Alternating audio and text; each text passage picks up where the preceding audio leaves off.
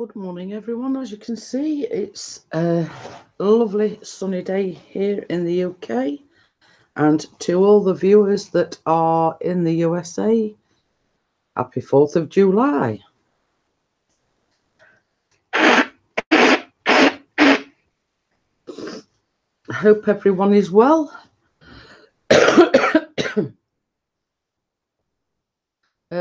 As you can see, it's a lovely sunny day. And according to the weather forecast, it's going to... Hi, Carolyn, how are you? It's going to be here for weeks. Whether it happens is a different thing.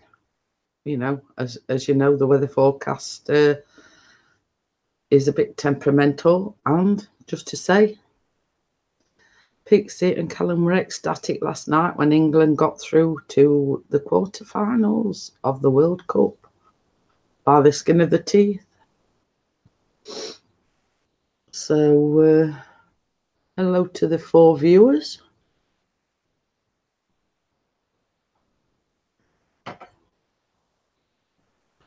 I had planned on going live about 10 o'clock, but I got everything done. I've had my breakfast. I went and made myself a coffee, and I thought, what the heck? I'll go live now. Hi, Lloyd. How are you? Hope you're well. It's gloriously sunny here today. My hay fever is still playing up. I'm feeling sound all bunged up, but blueberry cobbler for the 4th, and have strawberries with a blueberry in it. Oh, dipped in white chocolate.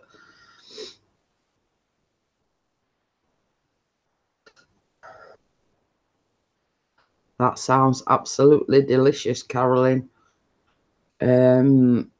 Hopefully, I will be making a pavlova at the weekend. I've been putting it off for the past few weekends because it's been absolutely scorching and it's too hot to, you know, to be sitting baking and whatever when it's a scorching hot day. So hopefully, fingers crossed, I will be doing it at the weekend. Probably not be doing it Saturday because England are playing in the World Cup again on Saturday. So when England's playing, everything stops play.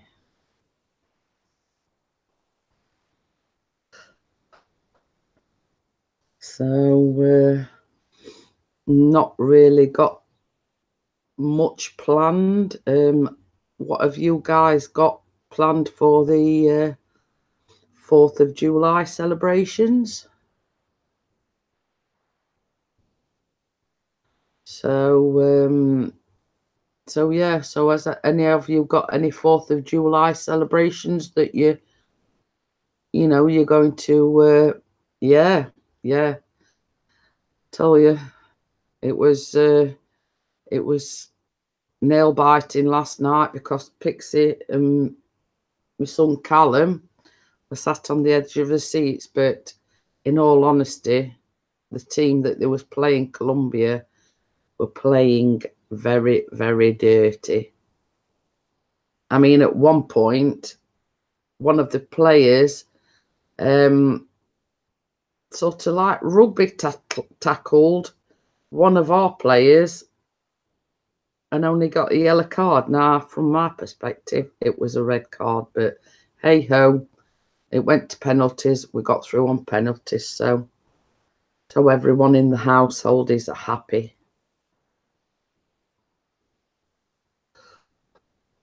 Oh, everybody's having a barbecue. We see this as the thing. I got some steak out the freezer this morning. So, yeah. Basically,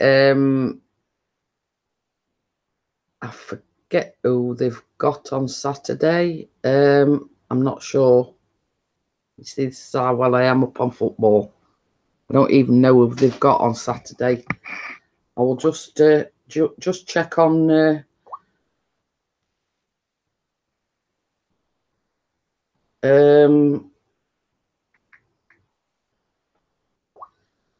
internet, because I'm not quite sure.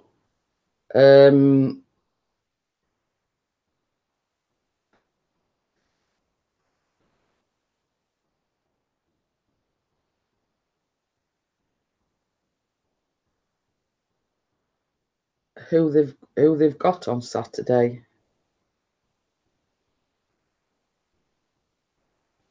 Oh, they've got Sweden on Saturday.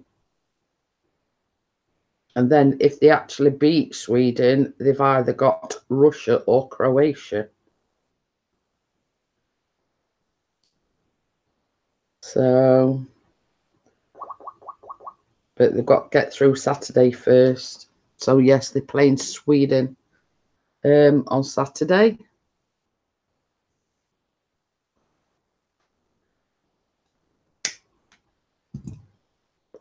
So that should be another game. A good game, should I say. So yes, I've got some steaks out. I don't know whether it's going to be done on the barbecue or what. It all depends on Mr. P feels when he comes in from work. So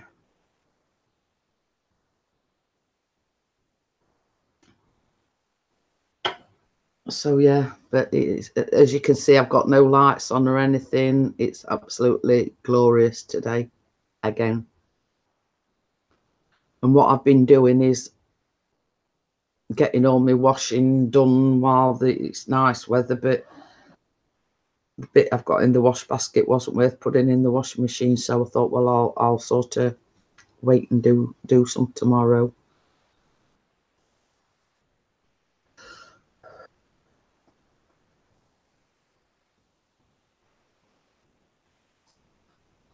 So we've only got the 3 viewers, just so we've got Lloyd and Carolyn in the chat. Obviously someone else is watching. Hello to the other person that's watching. Come in and join the chat. Will Pixie be in the cup on Saturday? Well, basically, I don't think they're playing till about 5 o'clock. So basically, up until that point, I don't know actually what we're doing. I was hoping we was going to go shopping, and then Mr. P said to me last night, "You've got to be you're going to have to do the shopping online, I'm afraid." Yeah. Have you watched Pixie's? Because he's got a drone. He hasn't actually been out with it for the past few days. So yeah, he absolutely loves going out with the drone. It's same as say, it's his hobby. He loves doing it. He works hard, so you know, I sometimes go with him, but like with the weather being like this, I try to stay indoors as much as possible, because if I catch the sun, I burn to a crisp.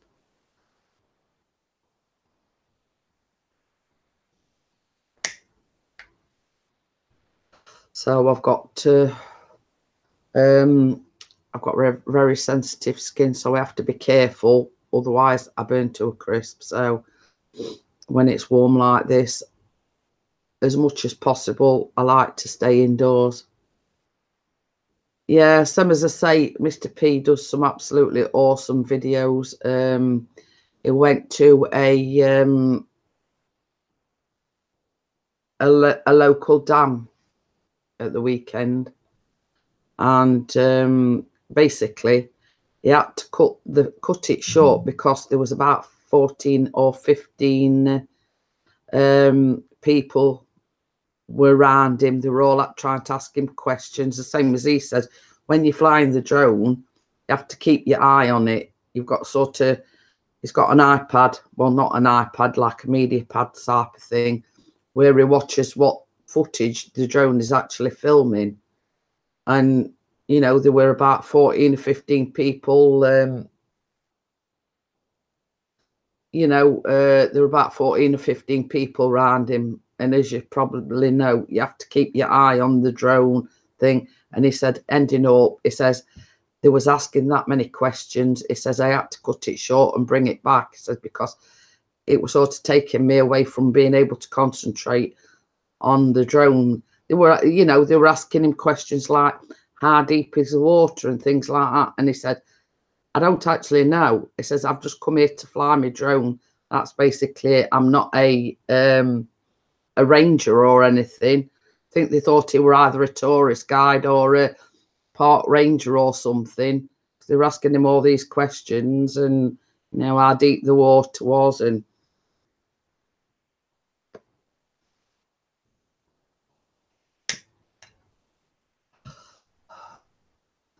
yeah, same as I say, it sort of got that many people around him in the end.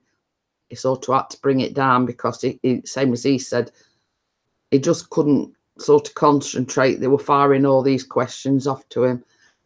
I hope to have some video with my Mavic Air from tomorrow's cookout. Just got a few weeks ago. Oh, now you see, if we're able to afford it, I think Pixie would like a Mavic, and I do know that our friend Eagle VP, he would like a Mavic as well.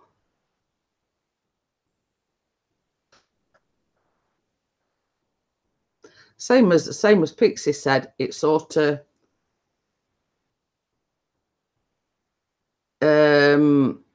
it spoilt the experience because it's called the Lady Bower Dam, actually, and it's in Derbyshire. Well, we actually live in South Yorkshire, and the place where we went flying the drone was actually in Derbyshire. So basically, you know, we were really looking forward to it because it was somewhere where he'd never flown the drone, and he actually flown over the dam, you know, the water and everything. The same as he says, you've got to keep your eye on the drone at all times. And when they started crowding, right, he says it were all right, you know, to begin with. He just got a couple that were walking past and, you know, what you're doing. And he says, you know, there were this little boy, because he said I had to laugh because there's this, hey, how are you, Choppers? Hope you're okay. There was this little boy stood watching him, and he says, oh, look, there's a plane. So his dad says, oh, it ain't a plane, it's a drone. And they were sort of transfixed. But once, you know, everybody started crowding round him, he sort of got a little bit panicky. How are you, Choppers? Oh, it's up now. I will watch it in a bit after I've done the live stream. You know, he got a little bit panicky, and he says, I thought it best to bring it down. And same as he says, you know, he'll probably go out there at a later date. Oh, so if nobody's supporting Chopper's rule, there's only one away. Yeah, yeah. Same as he says, I mean, to begin with, there was sort of like a little boy and his dad. He says, you know, that sort of he could handle. But when there were about 13 or 14 around him, because it is a tourist attraction, but, you know, it got a little bit, you know, a bit overwhelming, as he put it.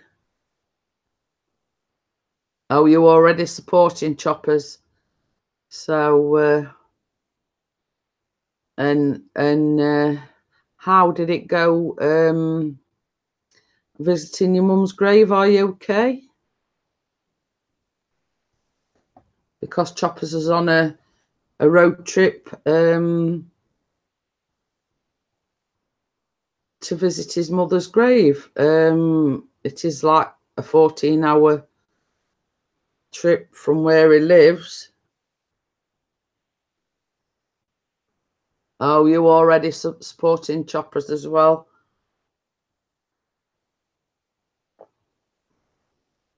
Well, if we get a few more in a little while, Choppers, I mean, I'm sure you'll be able to get the one that you need.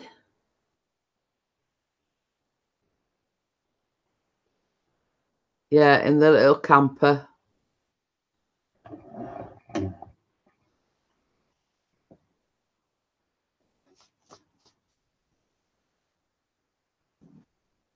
It's all right. I'm a little bit uncomfortable at the moment. I've been having... it's all good. Got to put the cushion behind me.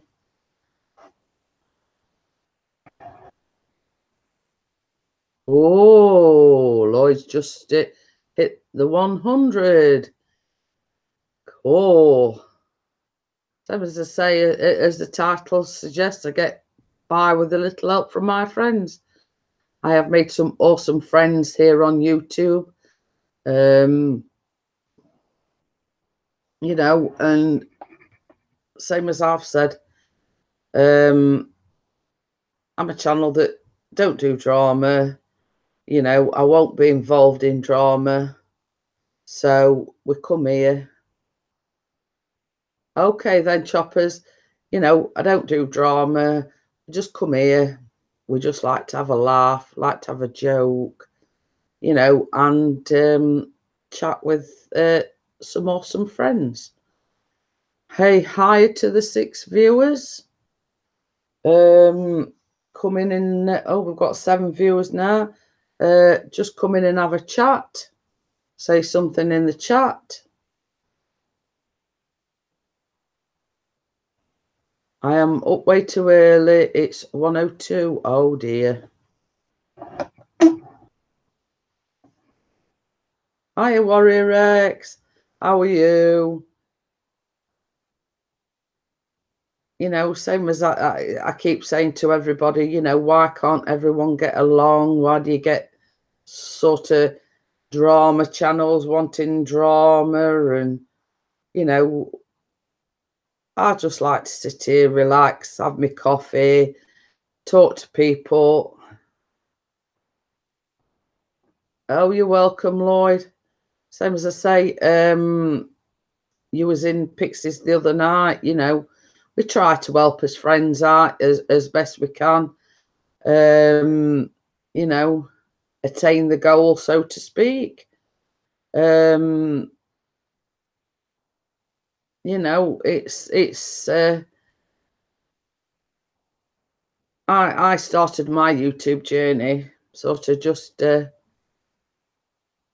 is why I'm scared to go live. We see, same as I've said, you know, I do get quite emotional, but having said that, I can hold my own. I can deal with the trolls, etc. The thumbs down doesn't bother me in the slightest.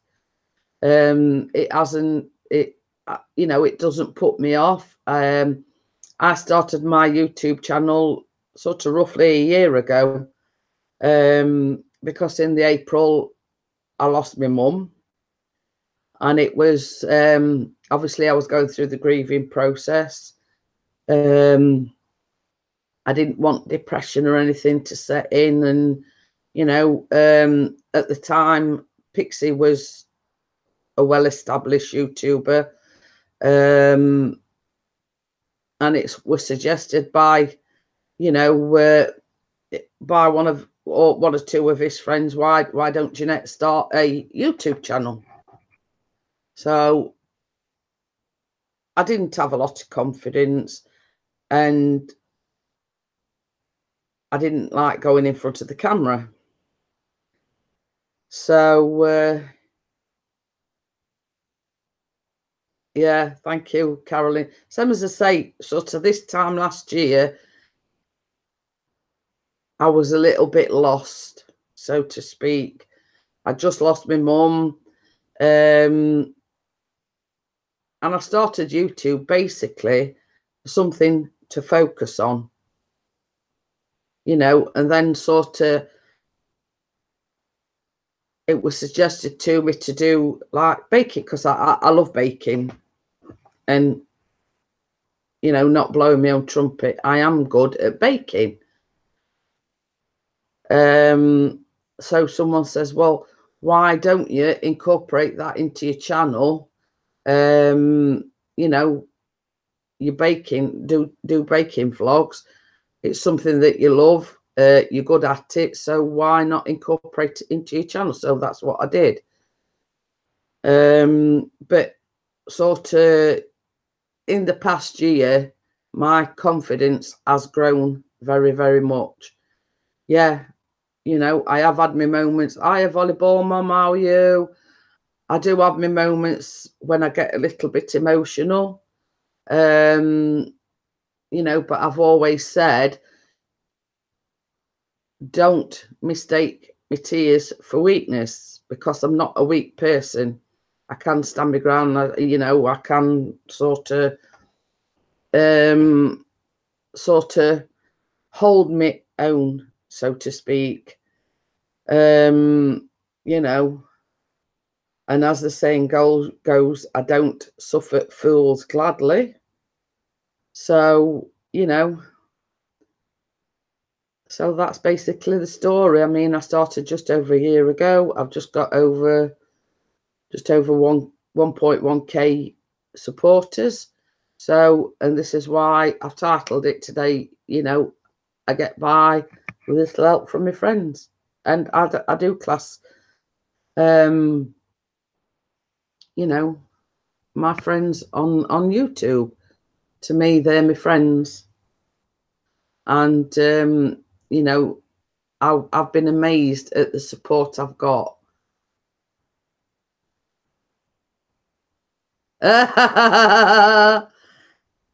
Oh dear. Hiya, Andy.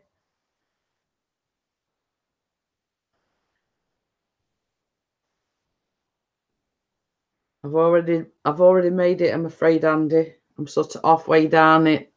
And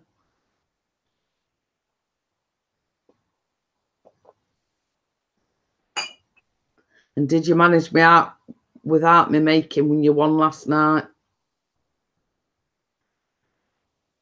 So, you know, and with the England match being on last night and winning on penalties, Pixie just had to go live. He says, you know, I'm going to go live. He says, even if it's only for an hour, it was that chuffed to bits that England had got through in the World Cup.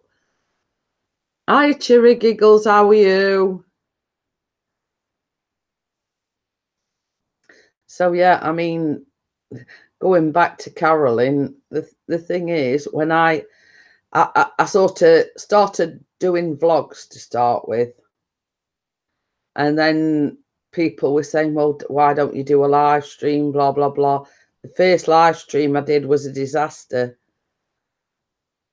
It took me an hour to actually go live because I didn't know what I was doing at all. Pixie was at a football match. I'm ringing him and I'm saying, well, what do I press now? What do I do now? I got my friend Random Life Productions. I got her sort of in between phone calls to Pixie saying, well, what do I do now? What, you know what I mean? And it took me an hour to figure out how to actually go live. But I've done it that many times now, it's like second nature. So it's, once you've done it, you know, there's no going back.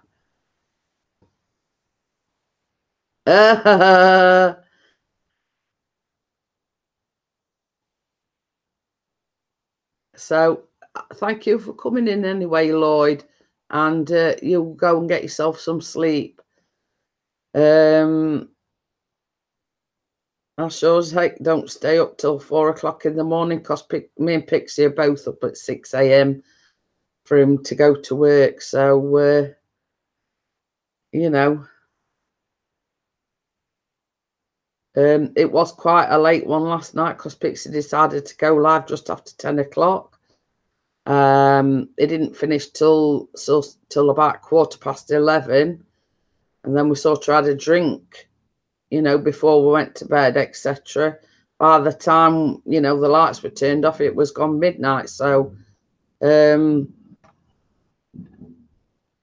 now I'm going to do videos that are very short, don't have any over 30 minutes. Yeah, I did actually see one of your vlogs the other day where you're all around the table, you know. I forgot what it was titled, but I know I watched it. But yeah, you know, I mean, if you sort of take small steps, it's sort of, you know, you've got to start somewhere, so to speak. I mean, it was like me, same as I say, when I did my very first live stream, it was absolutely disastrous, but we sort of got there in the end. And it makes you laugh, because before I went out, Pixie sort of says, well, you do this and you do that, and then you do this, and then you know what I mean. But the minute he'd walked out through the door, it had gone out my mind, and I couldn't remember what he'd told me. That, well, this is it. I mean, you've got to start somewhere, Carolyn. You've got to sort of, same as you say, dip your pool in the pond sort of gradually before you actually dive in.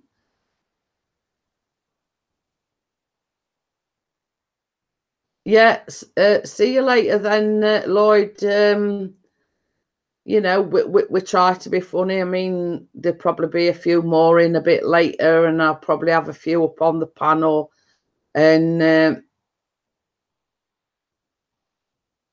you know, obviously, Lloyd wants to wish everybody the happy 4th of July to all the American friends. So you see, it's my way of communicating with people as well, because I do suffer from really severe arthritis. You know, when I've had a lot of problems lately with the arthritis, I don't get to go out as much as I'd like. Well,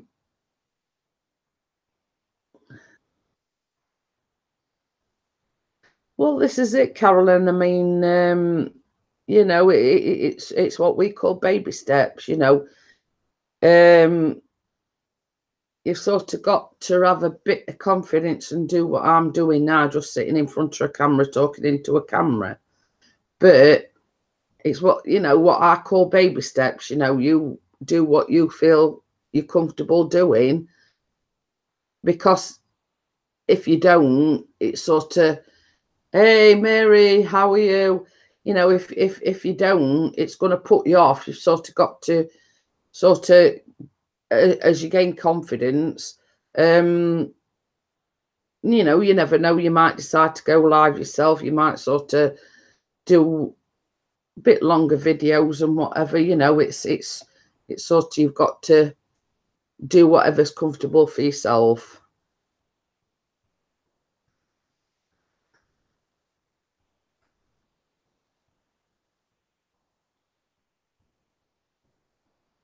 And how are you, Mary? I hope you're well. Happy 4th of July, yes. I want to say I was just, Lloyd was going off and he said, happy 4th of July to all the Americans. So yeah, are you, what are you doing for the 4th of July? Are you doing anything special? Yeah. Same as I say, I am who I am, and I often say this. I mean, you know, I'm not everybody's cup of tea. I mean, you know, I you know, but I'm not going to change for anybody. I'm not going to change the way I act or be somebody that I'm not. You know, what you see is what you get, basically, with me. You know, yes, we do have a laugh. And I got an absolutely beautiful comment last week. I'll just try and find it for you and I'll read it out. But it was a really beautiful comment. I think it was actually on one of the live streams, and basically she commented underneath it.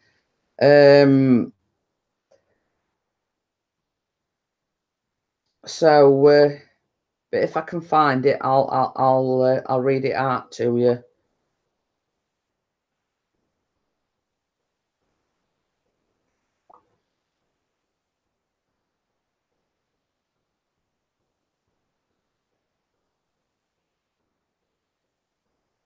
And thank you for the comment to Carolyn. Just so happens it was the live stream I've just looked on. I'm gonna just be here at home today. Yeah, same as I say, it's quite warm here today, and I like to you know, to stay in as much as possible. Because I'm quite I do burn quite badly.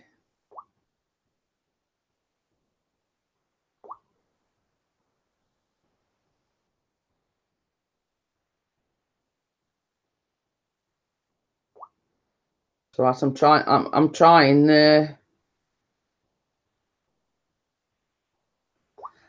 to find the comment, and it was absolutely amazing.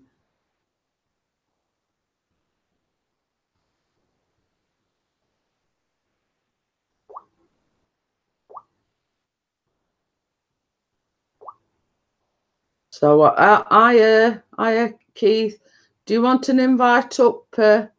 I've been feeling kind of rough. How are you feeling, Jeanette?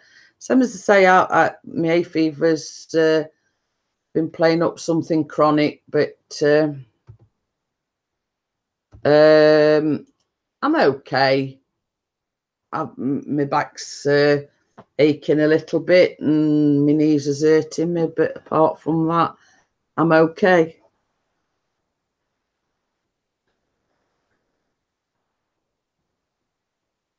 So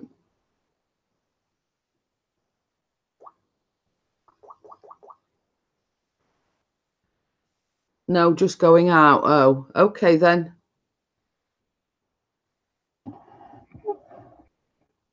Southland Paranormal, hello, how are you? But yeah, basically the gist of the comment, the wonderful comment I got was, it's from a lady that suffers from MS, and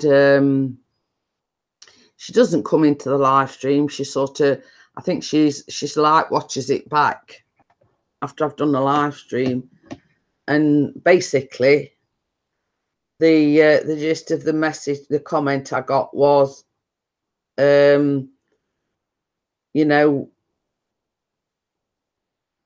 basically she never stops laughing when she watches the live streams, because we're having a laugh, and she says, I find laughter the best medicine, she says, and it sort of brightens a day up, that it's nice to see everybody laughing, everybody having fun, etc. At the moment she's housebound, so she used to go out and film like wildlife and whatever, and sort of since she's got MS, it stopped from doing that, you know, and thank me for the laughs, you know, that brighten the day up. I mean, you know, it were really touching, it were heartfelt, and you know, it was heartfelt, and it basically from the heart, you know. You know, hiya Vicky, how are you? Maybe a little nuts sometimes, but you know, it is what it is, and you know, we do like to have a laugh, we do like to have a joke, you know. But hey. Hey there. How are you? I'm okay. You're up here. There we go. Oh, I am waking up sort of. I'm sick. You feel sick? Oh, I have cold coming. Oh. Yeah. Say my hay fever's been playing up, you know. Woke up this morning, I got like sticky eye syndrome, and then they sort of start running and bunged up nose and oh, you name it.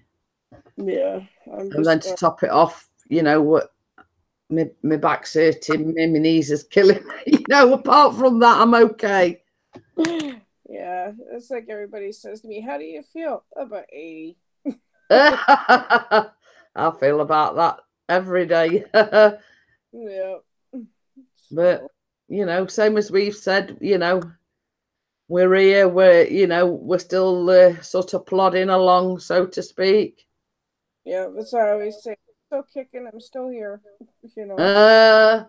Yeah. Well, that's it. It's a case of sort of getting on with it and, you know, making the best of what you've got. Yeah, exactly. So, you know, I mean, I look at it like this, Vicky. You know, there's people that are worse off than us. You know, we've just got to be thankful that, you know. Yeah.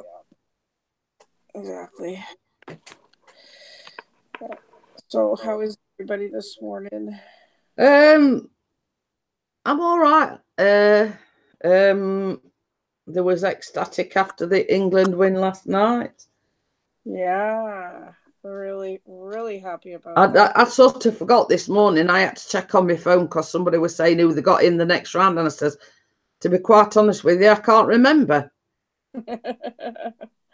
I don't know. Actually, I should check my. It's Sweden. I checked it on the interweb. Tell me, you know what I'm like. You tell me something one day, and I forgot by the next. I know.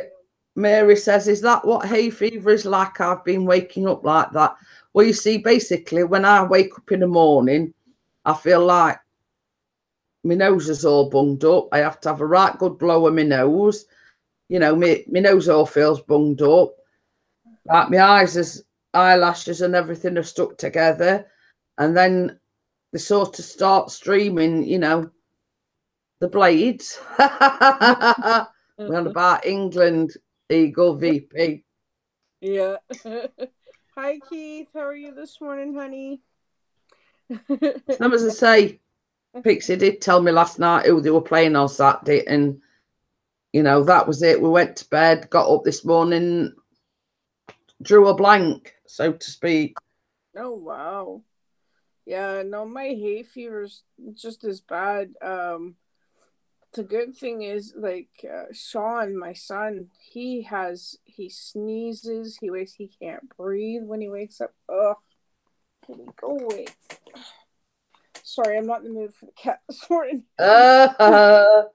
But yeah, like, but with me, my eyes water, and you see me every time I start coming on. I'm like this the whole time because my eyes are so. Yeah, that's just how I am in the morning as well. But my nose is always stuffed up. But no, last night I just started to not feel very well, and my throat hurts and everything else. And my dad's feeling the same way. So I don't know. I think we picked up something maybe. Well, that's it. I mean, that's the last thing you need when you've already got a fever. Yeah. You know, I always have my flu injection, you know, just to stave off. I do get colds, but nothing sort of too serious. You know what I mean? Yeah, exactly. Yeah. Yeah. Usually because I was born with bronchitis and croup. I have chronic bronchitis, so I get at least one severe cold that lasts like a month and a half. Well, you see, the thing is, when I was little, I actually choked on a peanut. Oh. And I was in like what they call intensive care now, and they actually had to put me in. Well, it was like an oxygen tent then, you know, because it that sort of progressed into bronchial pneumonia, actually. Yeah, you have to be really careful. So ever since that, that time, I've always had, if I get the cold, it goes straight on my chest. And sort of, I'd say 9 times out of 10, I end up with a chest infection. Yeah. I Salty, well, we keep referring to him as Salty, but it's Mr. Peanuts came in now. But old habits die hard, don't they, really? Yes, they do. Hi, Mr. Peanuts. I called him Salty the other day, and he's like, "It's Mr. Peanuts to you." Well, it's not a similar name to what it was, but hey ho. Yeah, exactly. But look at this little sneaky booger, right? Wanting the limelight. Hi, Technical Channel. How are you? Go this way. No. Let her go. He says, just call me Mr. Peanuts. Yeah. Okie dokie. Oof. Yeah, see? Who is it? Look at this. Mr. Peanuts Gaming. Yeah, I was on Adam's Live last night. It was actually quite interesting because they were showing different memorabilia and autographs that they have. Oh, and yeah. It was really, really cool, some of the autographs and stuff that they had. Well, same as I say, I mean, as you know, Chris and Callum were watching the England match, and I think had they not have gone through, I don't think it'd have gone live. But what sort of once they actually got through, he says, "What the heck?" He says, "I'm going to go live." It was sort of like a split decision just to go live. You see? Yeah. Well, that's it. Adam's like, no worries. It didn't matter to him. He doesn't care. You know what I mean? And he did say because Mel said he were over there, and he did say to yourself, will you tell Adam that, I sort of did a last minute, live stream, so to speak. Hiya, Kelly, how are you? Hey, Kelly. Yeah, I think it was really cool though that he did go live for that. We had what's his name? William was on Adam's panel, and he was screaming and running around. Oh. So he was really happy, and of course Adam's like, "Really? Okay, get it out of Have you got any plans for the 4th of July, Kelly? I mean, obviously it's the 4th of July celebrations in the USA. Oh, yes, that is. Happy Independence Day to everybody over there. Happy 4th of July to all everybody's, well, we have 2 gorgeous ladies on the panel this morning, of course.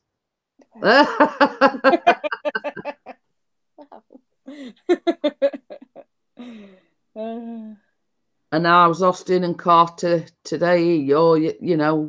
Believe it or not, Austin is up this morning, not Carter. But Austin just ran back upstairs, so. Oh.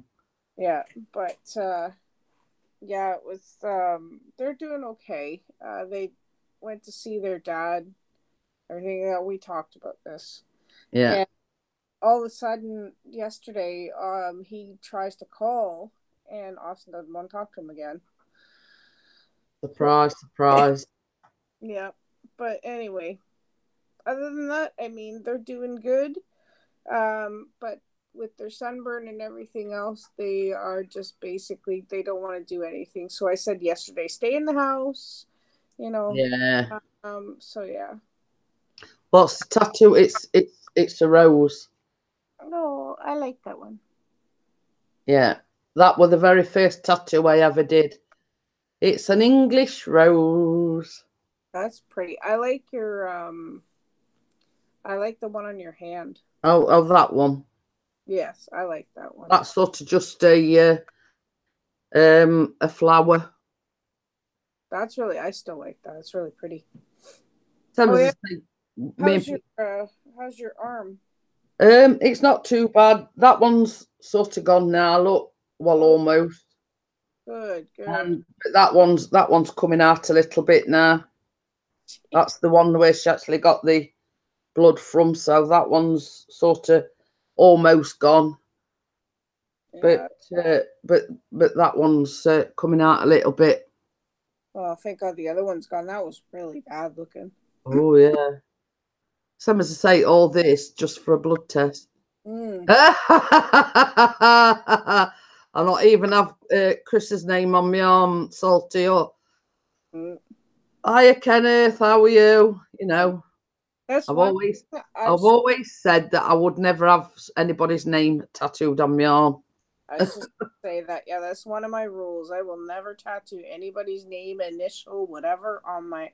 I might do something kind of symbolic to the person or to the relationship, but even then it's iffy because I don't want to have that constantly as a reminder.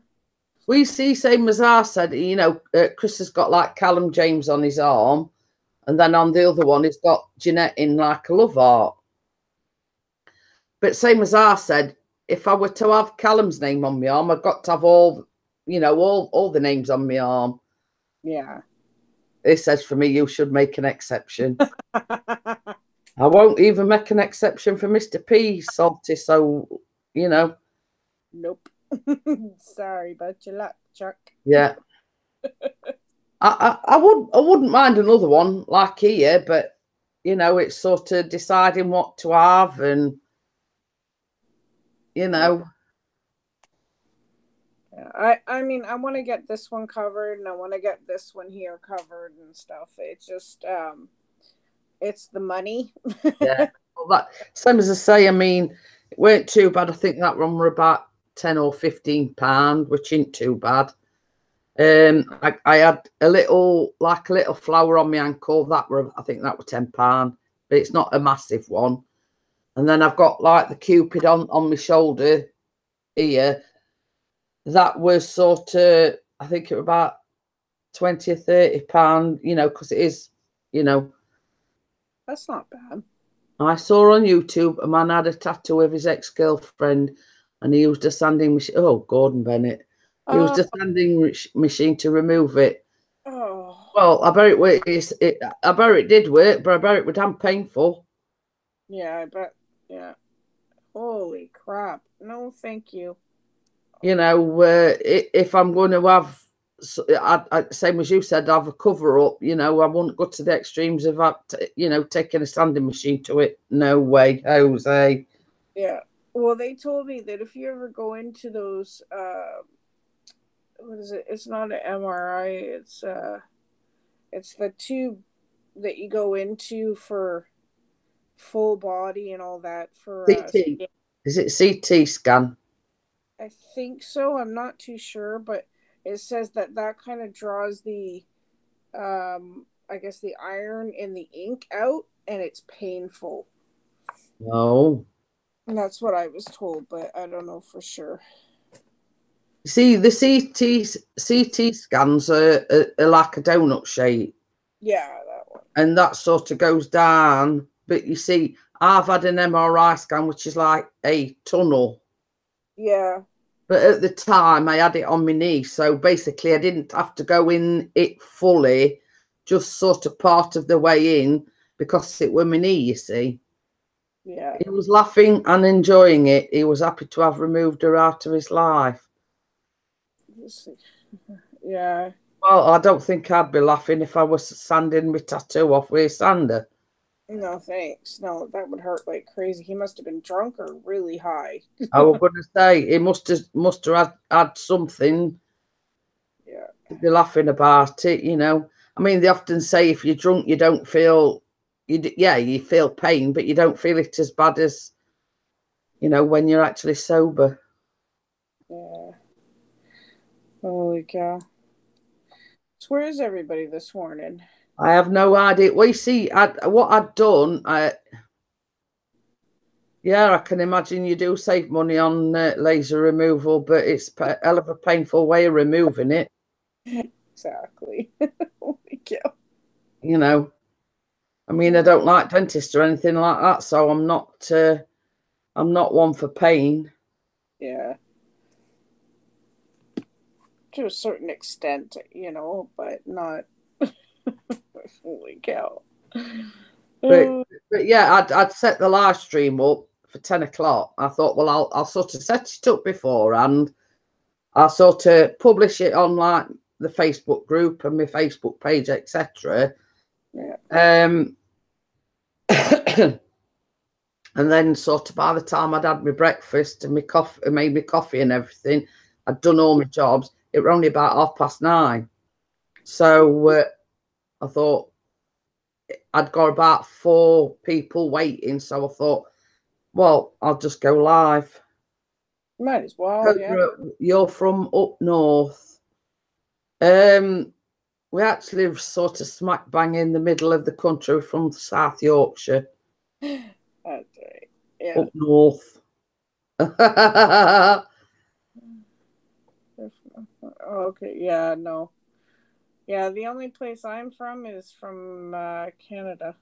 I'm going to say up north is Scotland, sort of in the UK. Yeah. That's another place. I'm sure I don't sound like a Scot. Oh, you don't. Oh, man.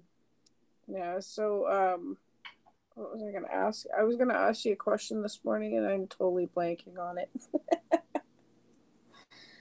Figures. Ugh.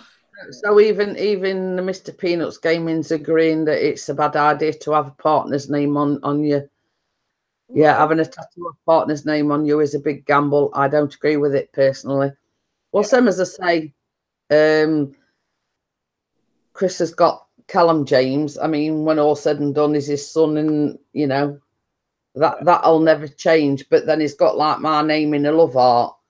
So you can always get it covered if it comes down to it, but he'll never need to. So no, I was going to say it's never going to happen. I mean, we've been together 15 years now, so I don't think I'm going anywhere.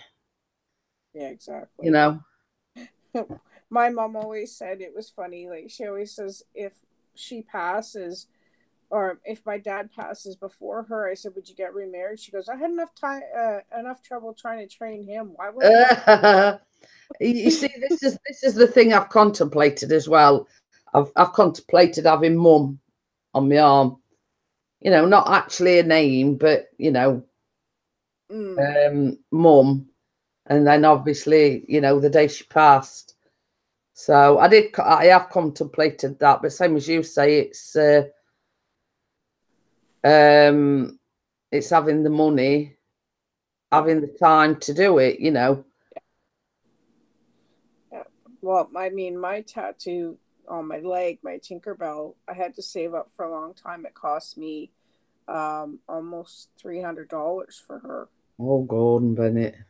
Yeah, so it was, but I had to save up for quite a while for her. But the only reason I tattooed her on that side is when I broke my leg really bad. I had scarring and stuff from the metal cage being put in the operation. Yeah. So I wanted to cover a bit of that, so I did that. I actually saw I think it was when we were going to the funeral on Monday, there was a bloke walking about, and it's like a round thing that goes round. I forget what the proper name for him. It was like a round thing and with pins. Oh, I forgot what it's called now. I mean, there is a proper name for them, but I mean, in sort of that scenario, I mean, it's got to be a really, really, really bad break, or more than one break in. You know what I mean? Yeah. From to put that, we see a long, long time ago, my brother came off his motorbike. Now, he ended up having one of them because initially they just put it in a pot. Yeah. But he had broke it in several places. Yeah. Now, it were pulled back into place, etc., and they just put it in a pot. Now, he had no end of problems afterwards, and in the end, they decided to put in one of these mechanical things round his leg with the pins and everything. Well, it is when actually one of these round ones, it were like a long metal plate that they put sort of down the front of his shin bone with the things going in the top. The screws, yeah. Because for the fact that it were broken in several places and it wasn't healing properly. Yeah. Well, when I broke my leg, like I broke I guess you call it the femur, which is like the main big bone. I broke it so clean that there was no chips, there was no nothing. So when they put the cage and I shattered my ankle too. So what they did was they put like I started at my ankle and it goes around to the front. I have this big metal post up in the front of my leg to make sure I don't break it again. Yeah. Well, you see, I mean, I'm going back some years, but yeah. As I say, it was just like a big metal thing going down the shin bone on the outside, and then like in certain places, these what I call pins in them. Yeah. That's scary though. I mean, my nephew's got the same thing, and it's just like to know that you have that in your leg now. I always joke around. I'm like, I'm going to set off all the metal detectors. That's I mean, it's like I knew a friend, and it was sort of same scenario. She was in a really bad accident, and she like basically shattered most of her arm. Yeah. And she was showing me the X-rays are all these metal all these metal plates in her arm. I says it looks like a Meccano map. Yep. She got that many of these plates in, and she said, well, basically, after so many years, they send for you to have the actual plates removed. Yeah, they do. When they think your arm's sufficiently, healed up and everything. Just a quick hello, busy. Oh, you're coming home for dinner, are you? Hey, Pixie, hello. Well, you see, I made him some sandwiches this morning because he says, well, I'm not too sure whether I'm coming home or whether I'm not, so to speak. So I says, well, at least if you've got them, if you're not coming home, you've got the sandwiches then. But if you're coming home, you'll be able to. I ain't got to make you any more because you can eat them at home. Yep, exactly. So it's like a win-win situation, really. Absolutely, yeah. Why not? Excuse me. Just like football is. Well, the thing is, I'd forgot who England were playing on Saturday. I had to look it up on the interweb. You know what I'm like. You tell me something night before, and by the next morning, I forgot.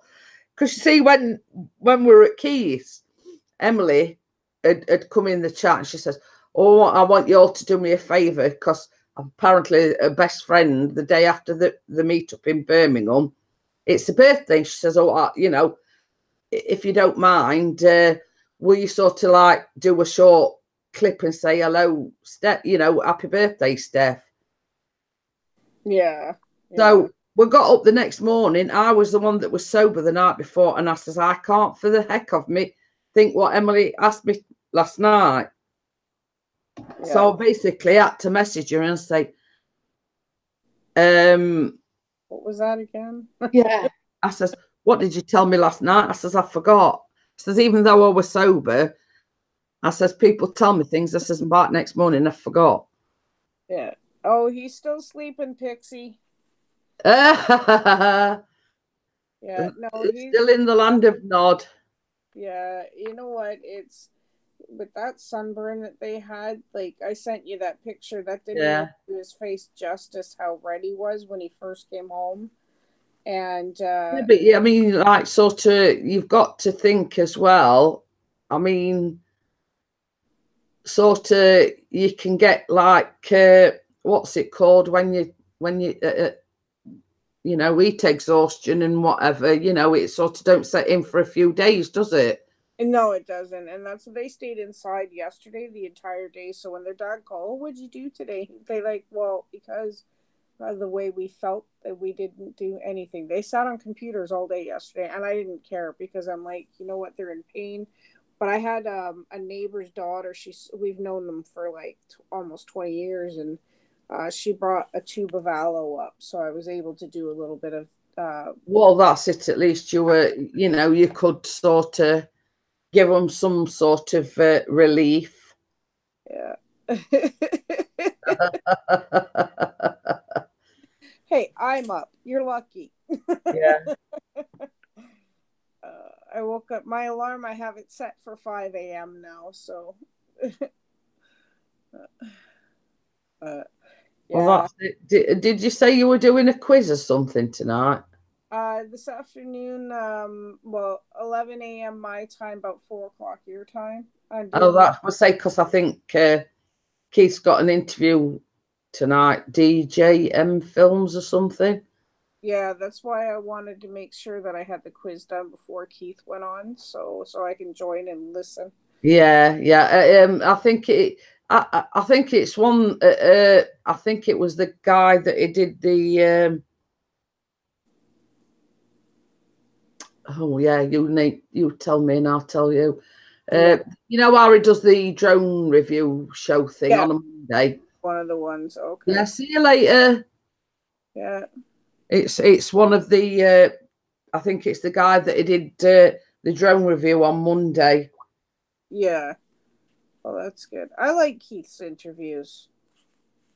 But it's not you know, a massively, you know, I don't think he's got Yeah. Hey, Crimson, how are you, Steve? Good to see you. Sean? Okay, his name is Sean. Oh yeah, his name's Sean. Well, I don't know his name. I just know it's DJM Films. Oh, I thought it was the DJM. Oh, he's doing. Oh, so he's interviewing Sean, is he? Okay. Oh, I didn't know that. There you go. See you, Pixie. See you later. But some as I say, from what I could gather, it was the guy who he did the review on that. Well, some as I say, I might be getting wrong end of stick. I don't know. Well, that's what I thought he said too. Was DJM Films.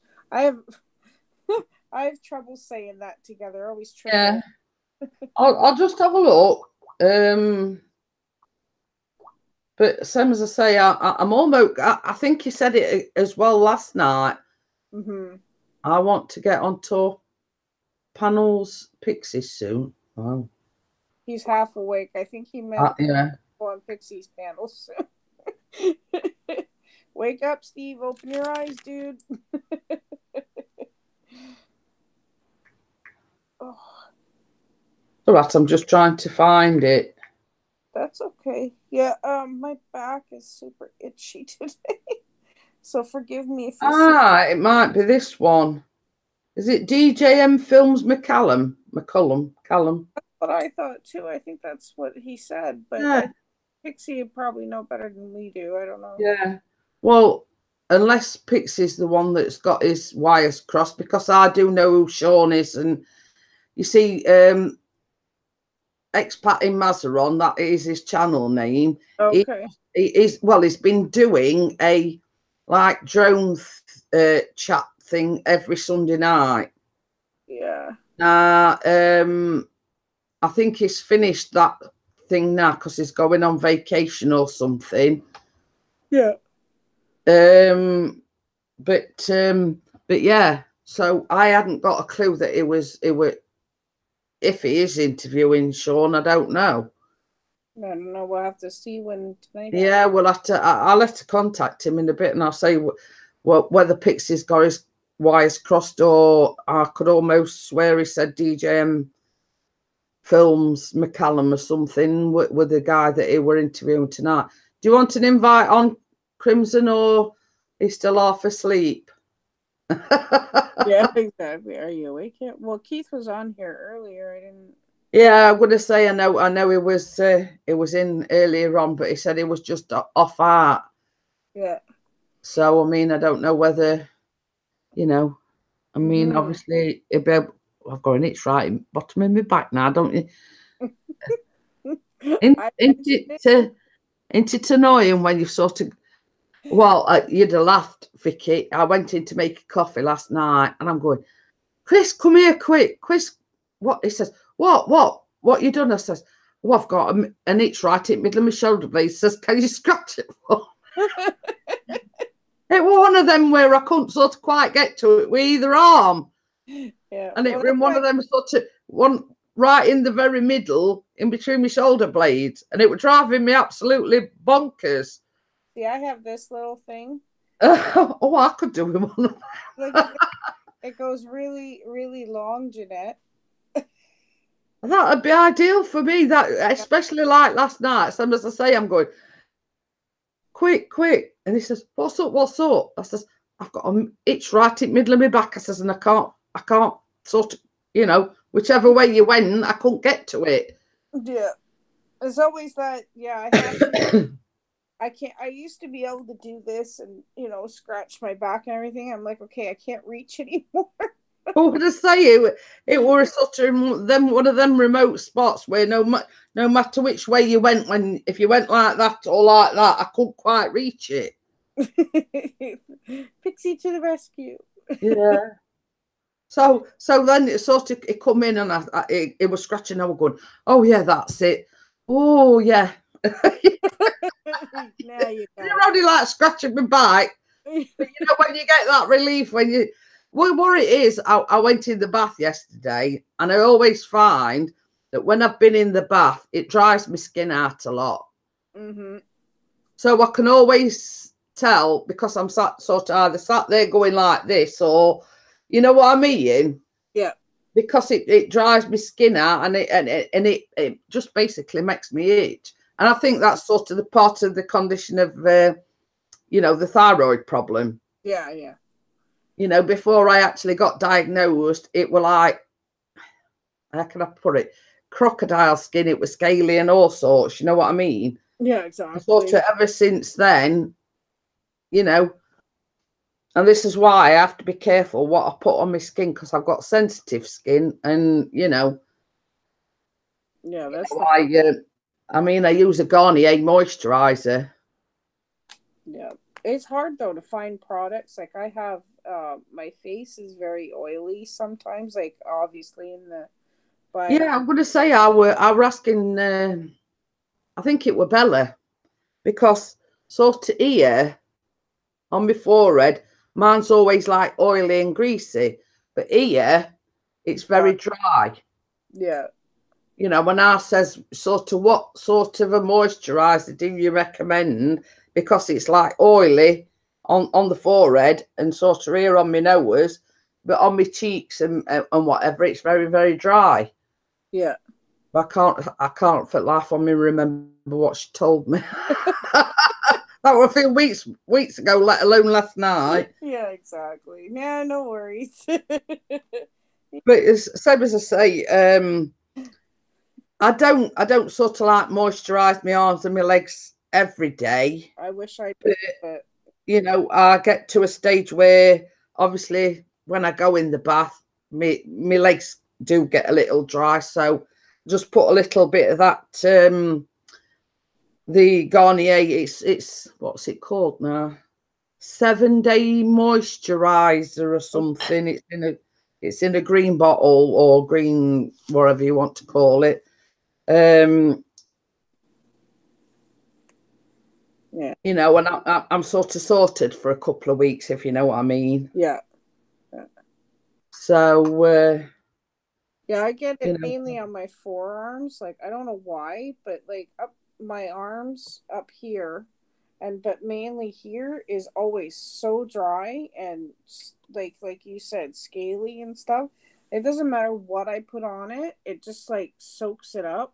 And I'm like, after a shower, especially up here on my face, like I get really dry after the shower, but then it's well, you see, funny thing is, if you look at mine, since I had the weight loss surgery, it almost seems like mine's, how can I put it, like wrinkly. Yeah. You understand what I'm saying? You probably know better than anybody else. It almost seems like wrinkly. Yeah, exactly. I hear what you're saying. Yep. Yep. But same as I've said, I mean, no matter what amount of moisturiser or whatever, it's never going to take away that wrinkly look. Yeah, exactly. Obviously my body's shrinking, and we're being big. It Yeah. Crimson uses male moisturiser. Did you Mm. want to come on the panel, Steve? I'll send you an invite anyway. So if you fall asleep and we're still live, you'll we'll just talk amongst yeah. And when you're not expecting it, we'll go boo. Yeah. Yesterday, yeah, I felt so bad yesterday. I don't even know what happened at the end of that call. I was sitting back and I laid my head back and I just heard everybody dropping out of the call. And yeah, so tired. Well, this is the thing, Sam, as I say, by the time we'd got to bed and everything, it were about midnight. Now, we always set the alarm for 6 a.m. Yeah. Well, normally all three of us would get up at 6 a.m. But obviously with Callum doing the work experience,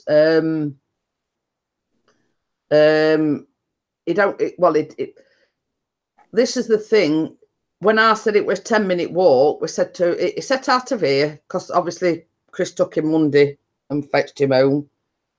So he set out of here at 8:30 yesterday to get there for 9 o'clock. We thought plenty of time. So I says to him, I says, what time did you get there? He says, I don't know whether it were right dead on 9 o'clock or just after 9 o'clock. I went, is that out at 8:30? And he dad says it's only, he says, well, I walk slow. You see, when he goes to the match, I mean, he must walk a little bit faster because he has to keep up with Chris. Yeah. But, and he says,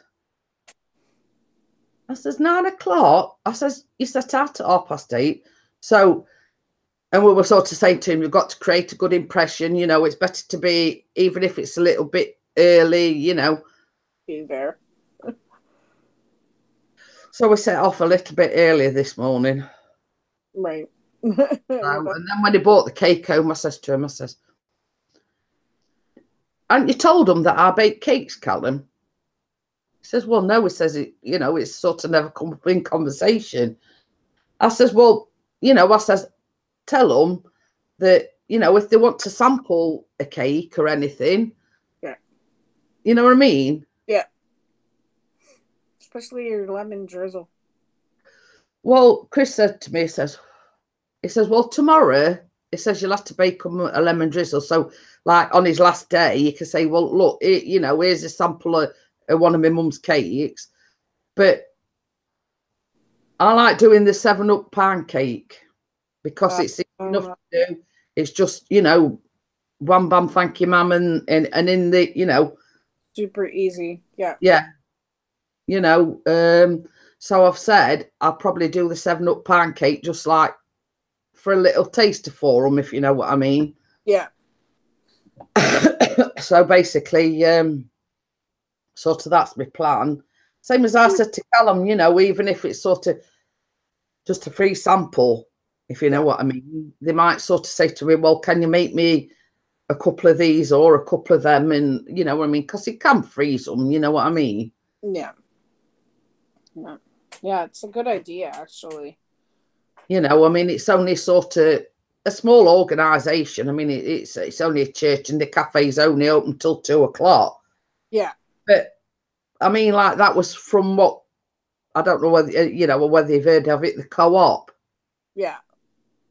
And same as I said, I bet that little cake cost probably £2 or £3. Probably. Yeah. You know what I mean? And, but it's, if they say, well, can you do me a couple of cakes a week? I mean, it's a start and it's sort of getting me out there, so to speak. How much longer does Callum have to do the work experience? Yeah. It's only till Friday. Wow, really? That's fast. Yeah, it's only doing a week. But then next Wednesday, the college that he needs to go to, if he's doing the catering side, they having an open day, I think, on Wednesday. So he's got an invitation to go there next Wednesday. So, but it's like catering / hospitality, Right. and food management. So it's sort of, it opens a lot of doors, if you know what I mean. Yeah. Well, it definitely would. Yeah, because you know, if he gets that culinary experience, he could work anywhere. Well, You know? this is it, and the thing is, same as I said, sort of, let's say he starts off at the bottom, works his way up. Right. You know, eventually he'll probably get to sort of being a head chef or something, and then you have to do all the ordering and all balance the books and etc. Yeah. So it will come in handy if it is like a management course as well. I think it's all combined, cookery college, Right. hospitality, you know, it could work anywhere really. Yeah, exactly. Yeah. You know, because there's sort of different establishments, so to speak. You've got like the hotels and whatever that do, you know, meals, etc. So it's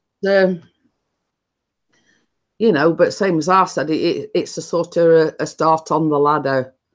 Yep. Yeah, You exactly. know, if you when you've done your college course, etc., you might sort of just be like what I call a gopher. Yeah. Oh, yeah. You know, to begin with, and then it's like you work your way up, really. Yeah. You know, you show willing and able, and they'll, you know, so long as you're punctual, you know, you're a good timekeeper, you know, it will get you anywhere, really.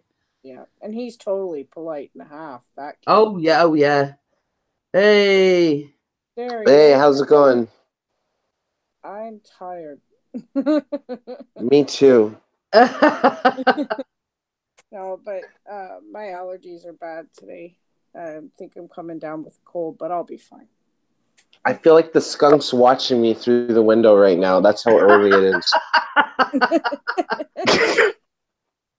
He's just like, hey, Ming, you up early, Ming? Can you feel its eyes watching you? Oh, yeah. I can smell him from here. Yeah, in this neighborhood, I never know whether it's a skunk or somebody smoking something.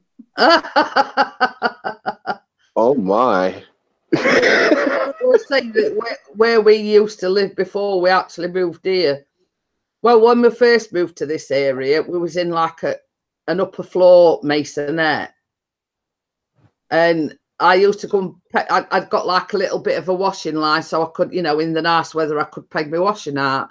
And you could always dare bet that when you opened the patio door and went to peg your washing out, there was a smell of something drifting from either direction. Right. That way. Oh, that's like when I took my nephew to we had this festivities around my like neighborhood. Like we have like rides and, you know, concerts and stuff like that. So Yeah. I bought him a beaver tail. He wanted a beaver tail. He's never had one before. So I got him a beaver tail. We went to go see a live performance, and the skunk smell comes, and I say that in like air quotations. Yeah. And I'm like, oh, that skunk's back again. Jeez. He goes, Uncle, I know what that is, and they're legalizing it. I know that smell. Oh. Well, funny. He's only 10 years old. He's only 10 years old, and he knew that it was getting legalized and everything. I was just like, wow.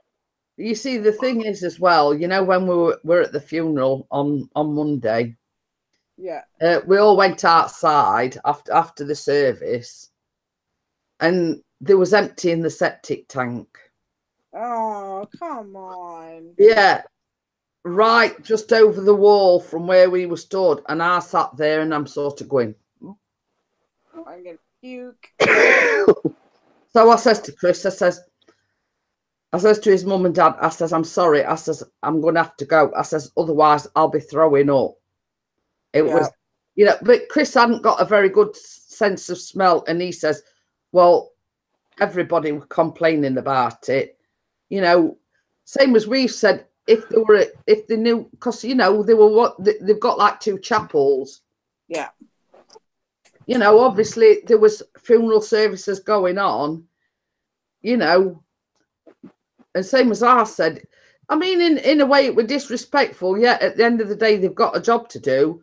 Yeah. But when you're stood outside there and it's sort of like nearly in the 30s and they're emptying a septic tank.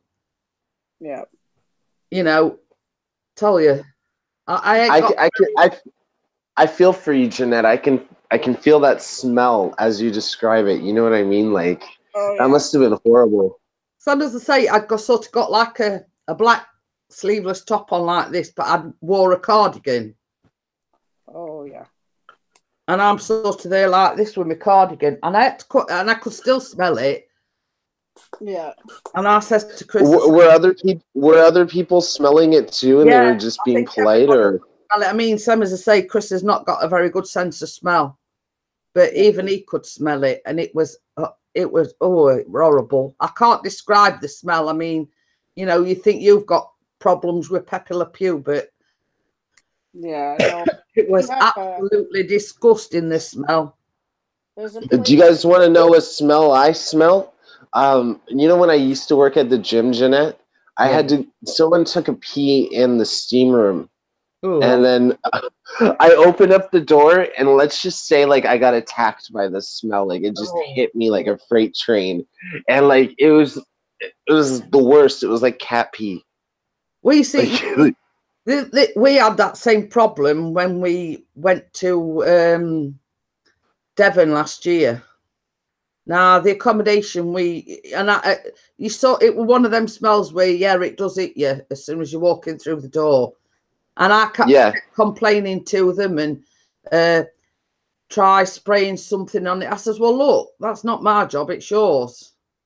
And I complained every day. And on about the 3rd day, I says, look, I either want moving or I want something doing about it. I says, because the minute you wake up, I says, and get out of bed, the smell hits you.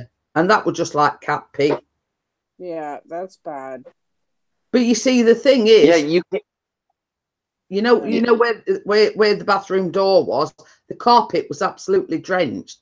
So whether or not sort of the previous occupants had sort of not quite made it to the bathroom, I don't know. Yeah, exactly. You never know, right? Like, so I says, look, I want something doing about it. I says, we want moving. You know, we want alternative accommodation. I says, because I do suffer, we're both asthmatic. I said, and it's getting to the point now, I says, where it's affecting his chest. Yeah. You know, the odour and the smell is that bad. It's affecting both of his chests. So anyway, this sort of, I don't know, they text me or rung me and says, well, we're bringing this machine. But the only problem is you've got to vacate the chalet, and we'll sort of notify you once the procedure's done, but you've got to leave it an hour before you actually go back into the chalet. Mm-hmm. So when the time was up, we actually went back to the chalet and it didn't smell any different. Oh. So obviously it hadn't rectified the problem, but I don't know what it was that, you know, that they'd done. But with this machine or whatever odor neutralizing job, I don't know. Yeah, exactly. Did they finally end up? Did they finally end up cleaning it, or did they just leave it alone after? Well, basically, same as I said, I'd complained every day up until that point. They'd come out and use this machine. I don't know exactly what the machine was, but it didn't work. Right. And I sort of gave up at that point. Yeah, exactly. Because we were actually in a chalet, and they kept saying, well, we haven't actually got any other chalets that are vacant at the moment. Because it was like one of them sort of holiday parks where people owned some of the chalets, if you know what I mean. Right, yeah. You know, we haven't actually got any chalets vacant. Oh. But yeah, it weren't cheap. It weren't cheap. Oh. You know, for the price that we paid for that, you can safely say me, Chris, and Callum could have gone abroad. Jeepers. That's just not right. Like, you know, and the actual holiday part, it was catered more for younger children. And with Callum being the age he was, there weren't really a deal for him to do. Yeah. Wow. Well, and my dad had a really bad experience. He was selling prepaid legal, which is like lawyers and whatever. He was like trying to get people to get insurance and stuff like that, right? So anyways, they went on a convention trip and they booked a hotel, and he says they were all exhausted. They walk into the hotel room, and as they walk in, they flick on the light, and no word of a lie, he says in the corner, like in one corner, there was this mound of brown. He figured out that it was all cockroaches. Oh. And they were like, okay, that's it. And they left and they booked they said, you know what? We want our money back. We were going to book another hotel. We will never stay here again and whatever. And as far as I don't know if they were shut down or anything, but it was so bad.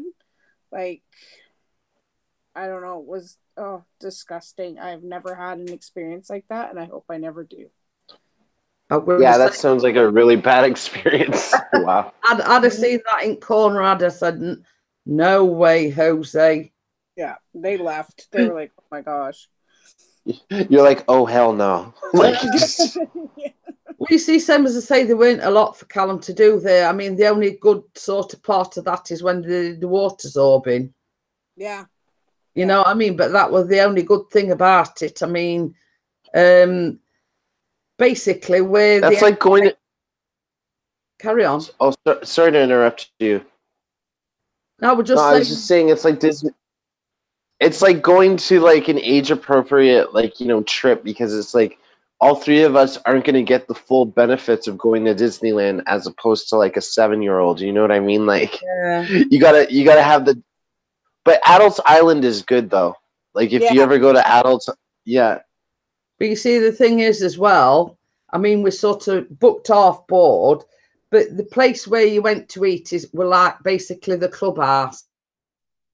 Yeah. Uh-oh. But the only problem is, where our chalet was situated, every time Chris had to take us down in the car because it was that far to walk. So that were another thing. And if we actually did go out at night, Chris used to take me down, drop me off, but I still got to walk it back. Wow. You know, just so he could have a drink.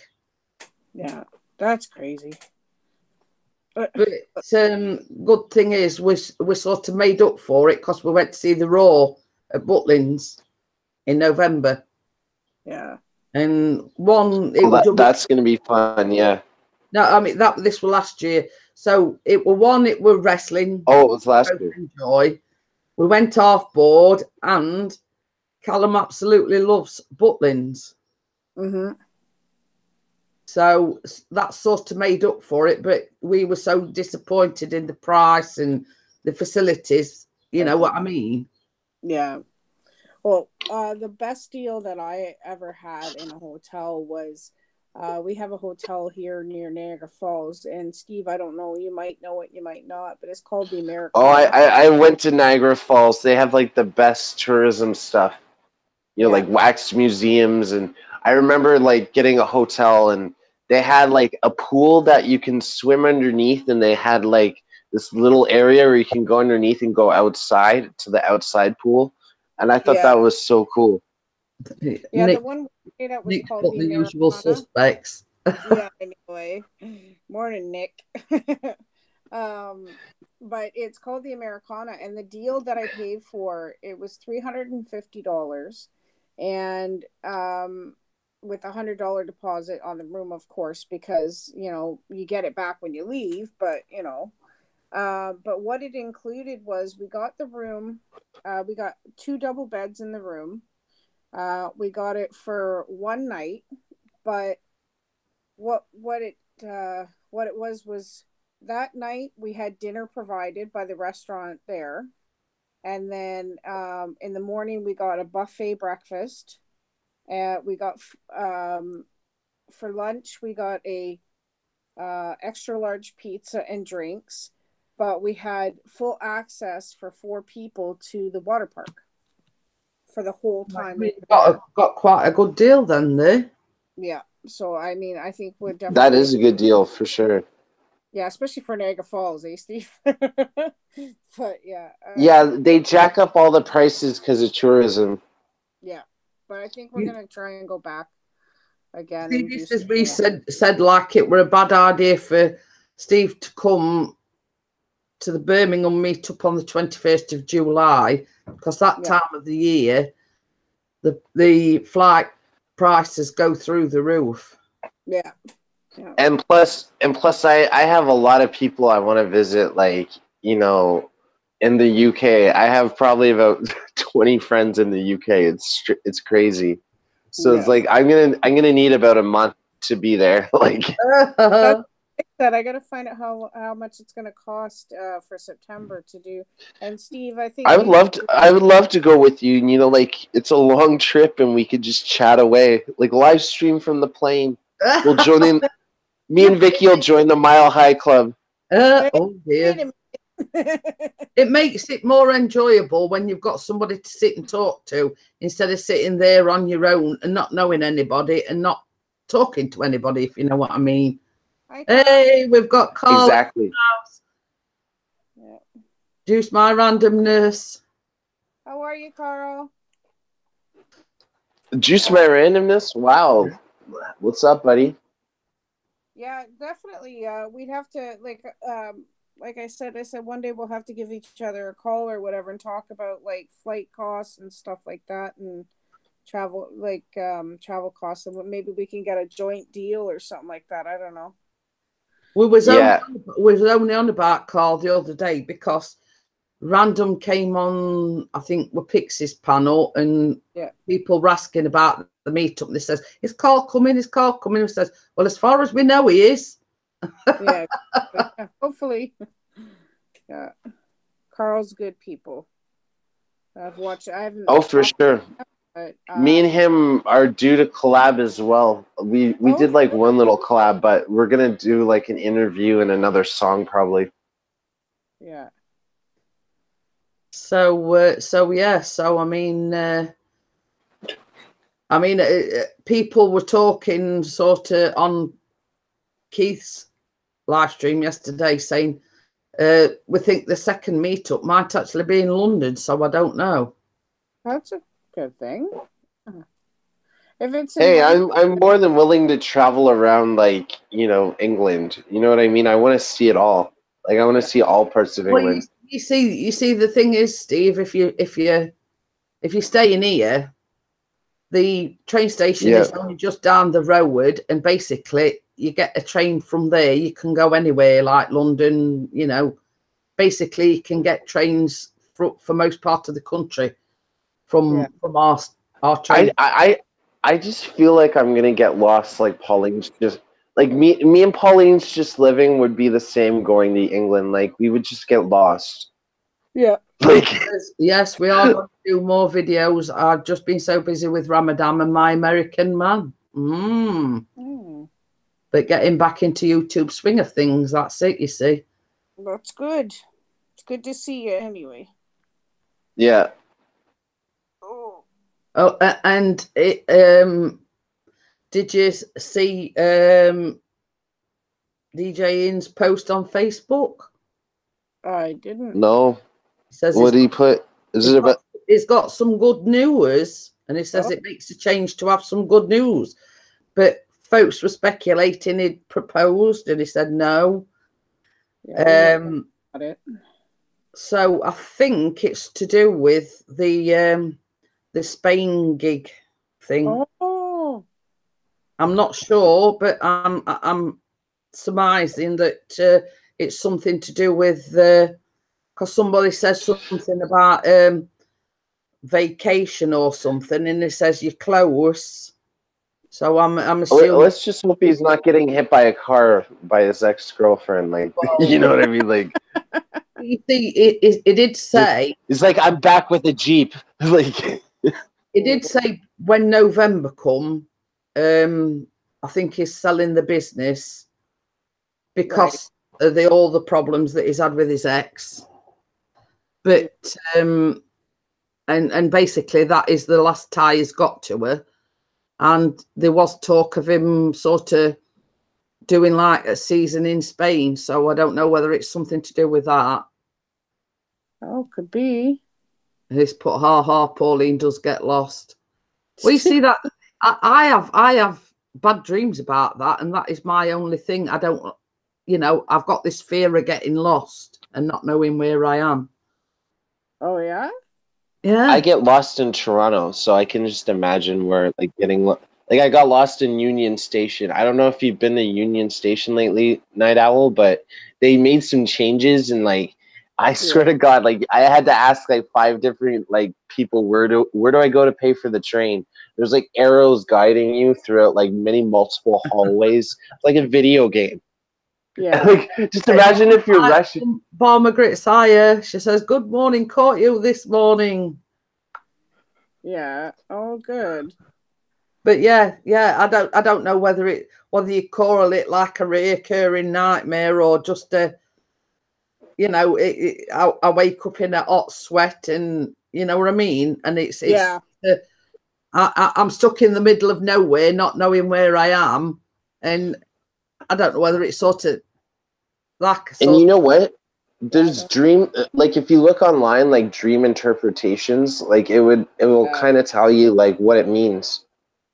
Yeah. JCTV as well. But yeah, I mean, I quite often have it, and it's the fact that I don't know where I am, and I don't know whether it like sets off a panic attack or what, but I wake up and I'm all clammy and sweaty, and and it's just the fear of getting lost, I think, and not knowing where I am.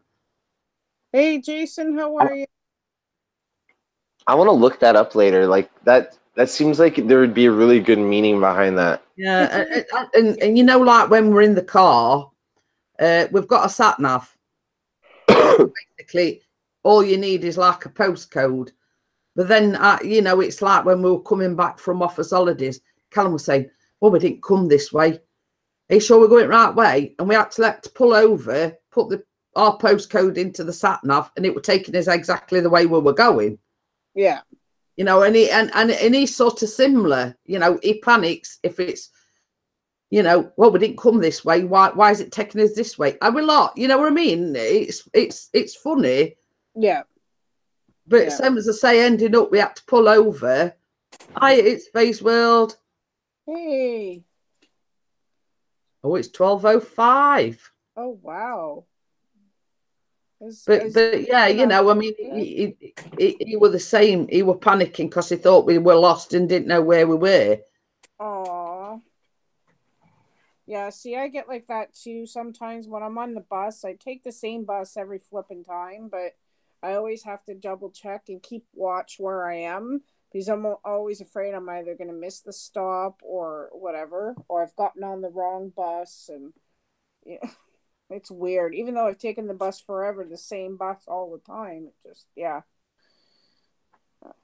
But same as I say, I don't know whether you class it as a nightmare or just this feeling a feeling lost, if you know what I mean. It can be a nightmare for sure, but if you have it under control and like what it is, like it won't be a nightmare because you know what to expect, if that makes sense. Well, going back to what Jason's put, he says the worst thing but kind of funny is when you think you're in your own house but somewhere else and you're trying to find the door. Yeah. You see, that's another thing that Callum does. I mean, like when we stayed at Keith's that night, we were in the guest room downstairs and Callum actually slept in Keith's flat.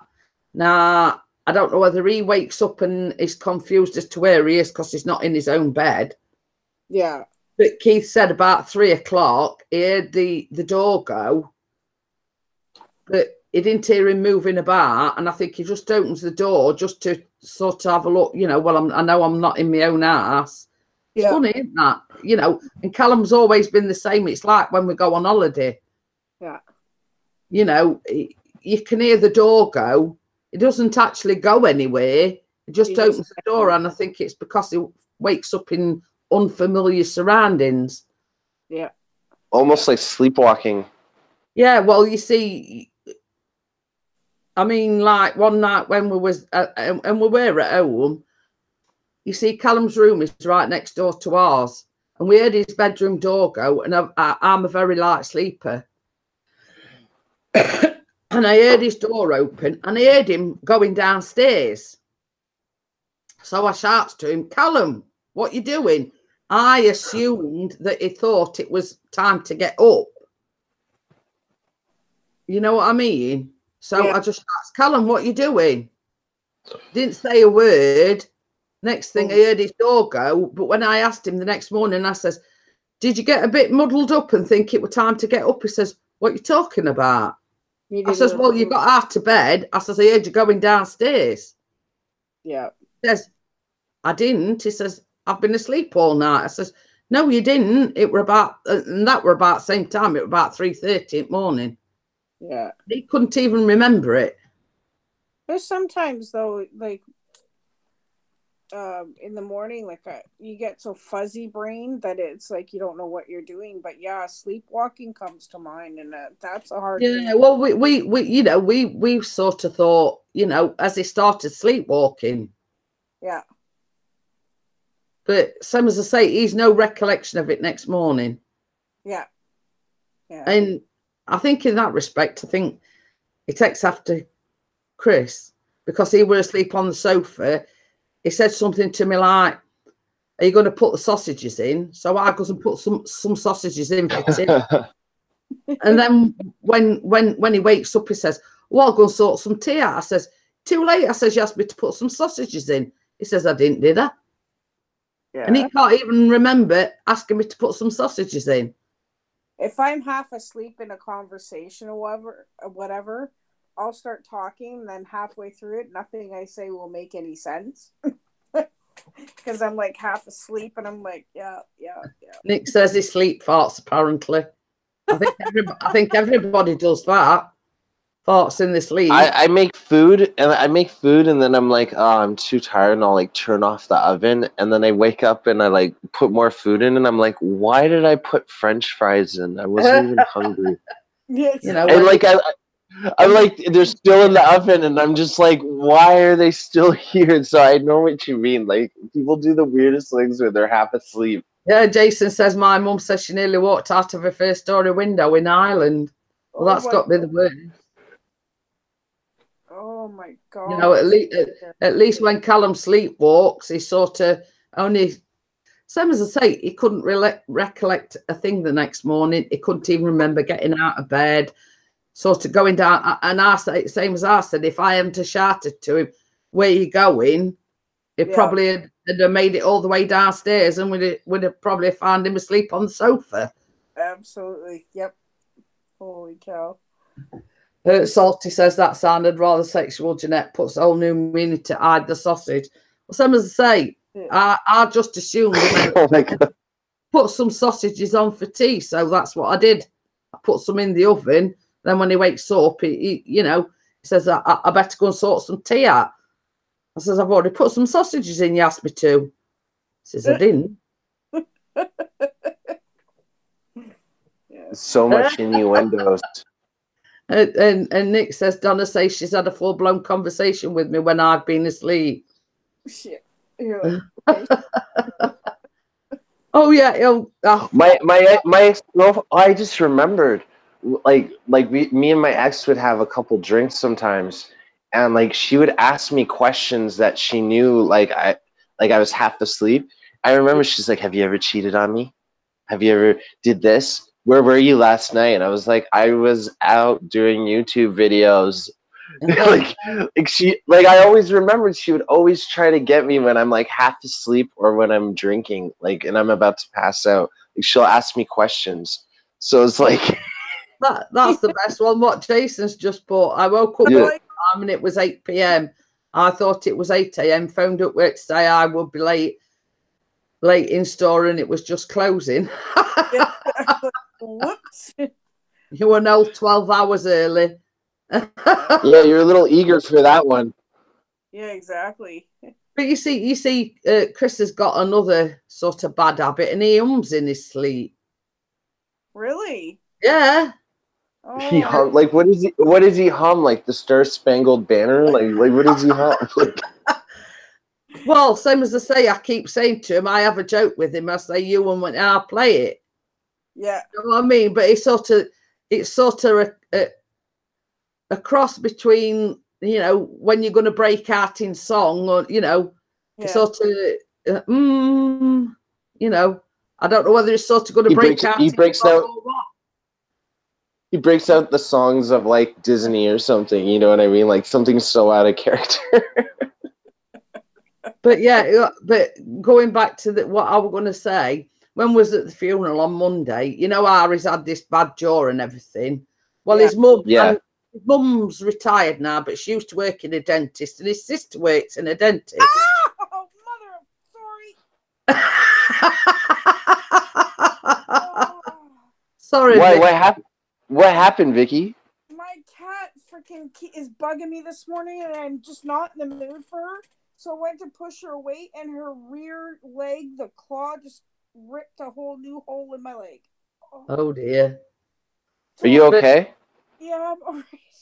Sorry, it just the initial. Are you bleeding? Are you bleeding? Yeah. Oh my gosh, sorry about that. I apologize. It's all right. You didn't witness that one night when we were sat over at Chris's computer table, and Lucy was on the back of the chair, and all of a sudden she decided to fall onto my back, and it went. Oh, And that was like, and I sat there and I'm going, Sorry.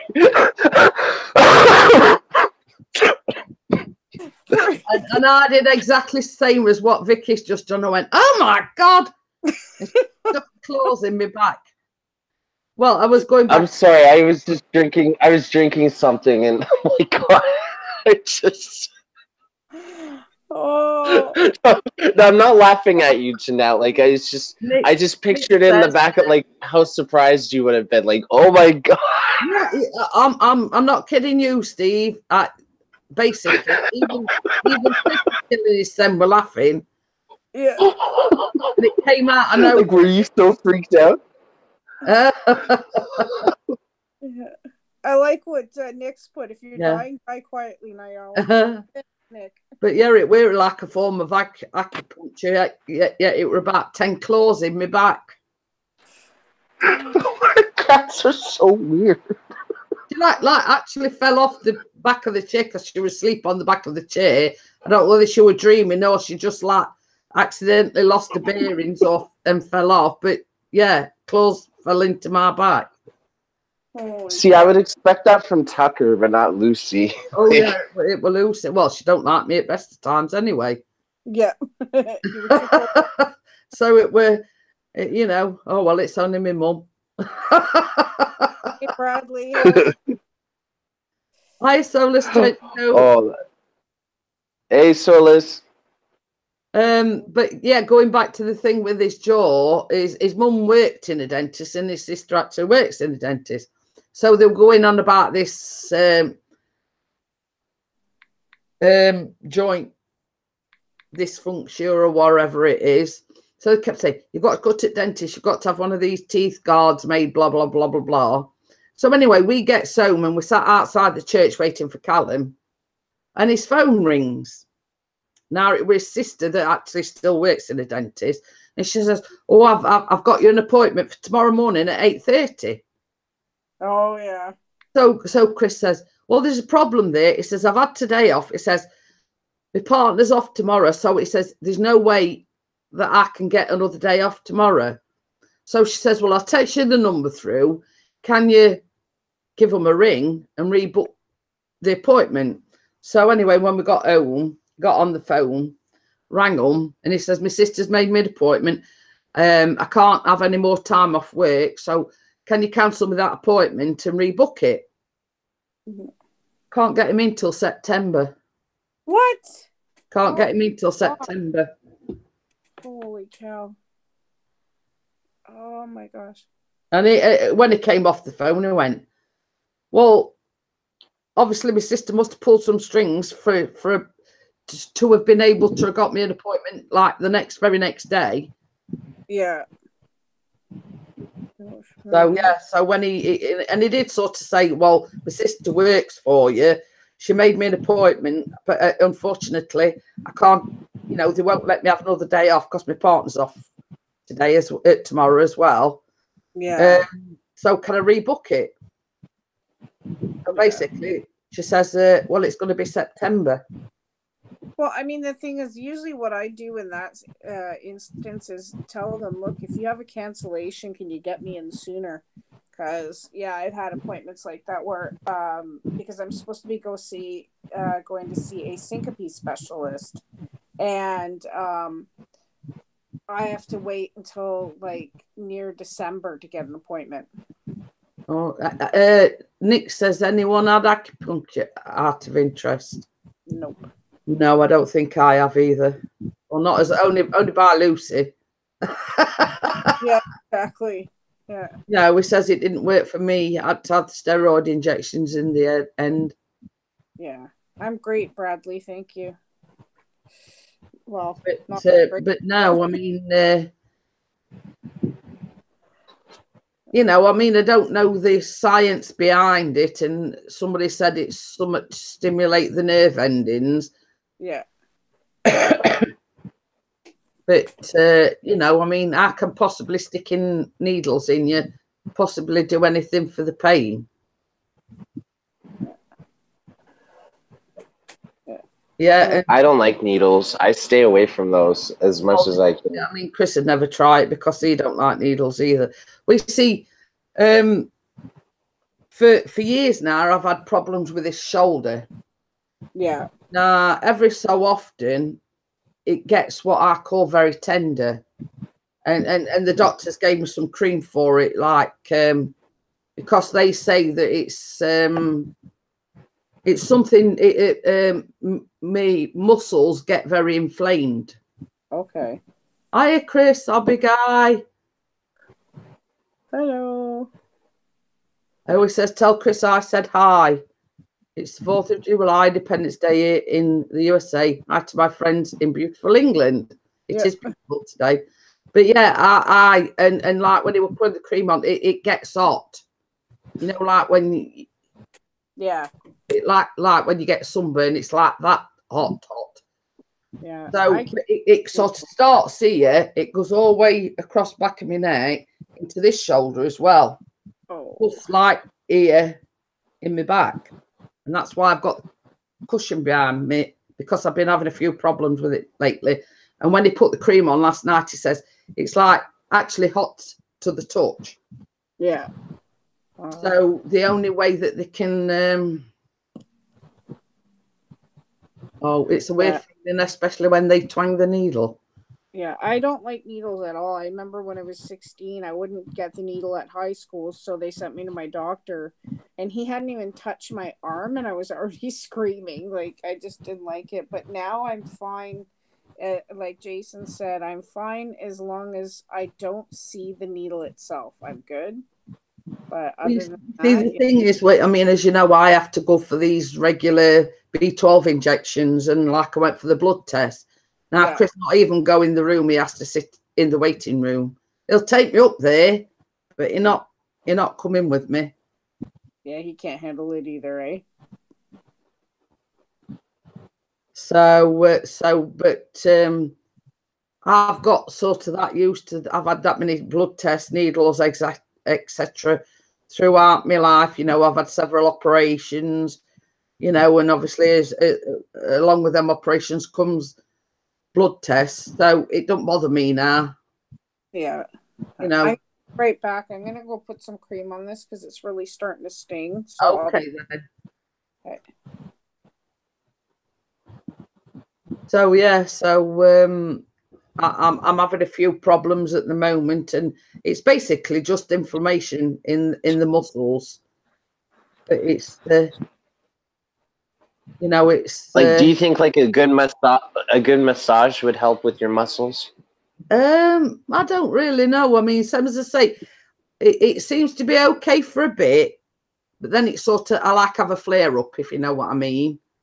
Yeah, it comes like in intervals almost. Yeah, I want to say sometimes it's not as bad, But like when Chris was putting the cream on my shoulder and everything last night, he says, it feels really hot. And that's when it's like a flare up, if you know what I mean. But it's very tender to the touch. So I don't think a massage would do any good because I couldn't bear to have them touching it, if you know what I mean. Yeah, you just be like, ow, ow, yeah. Thank you, Chris and Lisa. Thank you. I'm going to open up the chat right now. I haven't opened up the chat yet. I'm laughing at what Barma Grits has put. She says, Equinox photography. What does twang the needle mean? And what's a sog off needle? A slog off needle? What is that? Is that some new like terms? It's probably a typo. I haven't heard that. I mean, but yeah, when they say, because see, they're talking about acupuncture, Barma. Yeah. So basically, when you have acupuncture, they stick a lot of like little needles into you in certain areas, and they mean the twang of the needle thing that's sticking into you. Yeah, I must agree that Chris doesn't like needles either. Chris, the hobby guy. As I say, I have to go for regular blood tests. I go for a regular B12 injection, and he stays in the waiting room. Hey, Bella. Hey, Bella. What is sod off? It means do one, basically. Wanted to know what sod off means. I actually use that term now. It's great. So yeah, sod off, I mean, in Britain means do one, you know. Go blank yourself. Fill in the blank. Yeah. Basically, you know, do one, get out of here, you know. Bugger off. Yes, Jason's just put all bugger off. Yeah. That's such a polite word for it. He says, I meant sod off. 6 needles mean you're going to sod off. Get that away from me. Yeah, it's like needles to me. It's like, no. Like, imagine having to give yourself a needle, like if you're a diabetic or, you know what I mean? Like, I couldn't do it. When I had my weight loss surgery, you know, like the injection that they give you to thin your blood so you don't get this deep vein thrombosis or whatever. Oh, I didn't know that. Yeah, they give you like a blood thinning injection so you don't get a blood clot. And right. When I was discharged from the hospital, they gave me like a month's supply, and I'd got to inject myself twice a day. But I mean, they weren't a massive. It was just like a little thing like that, and it were just like a ready-made.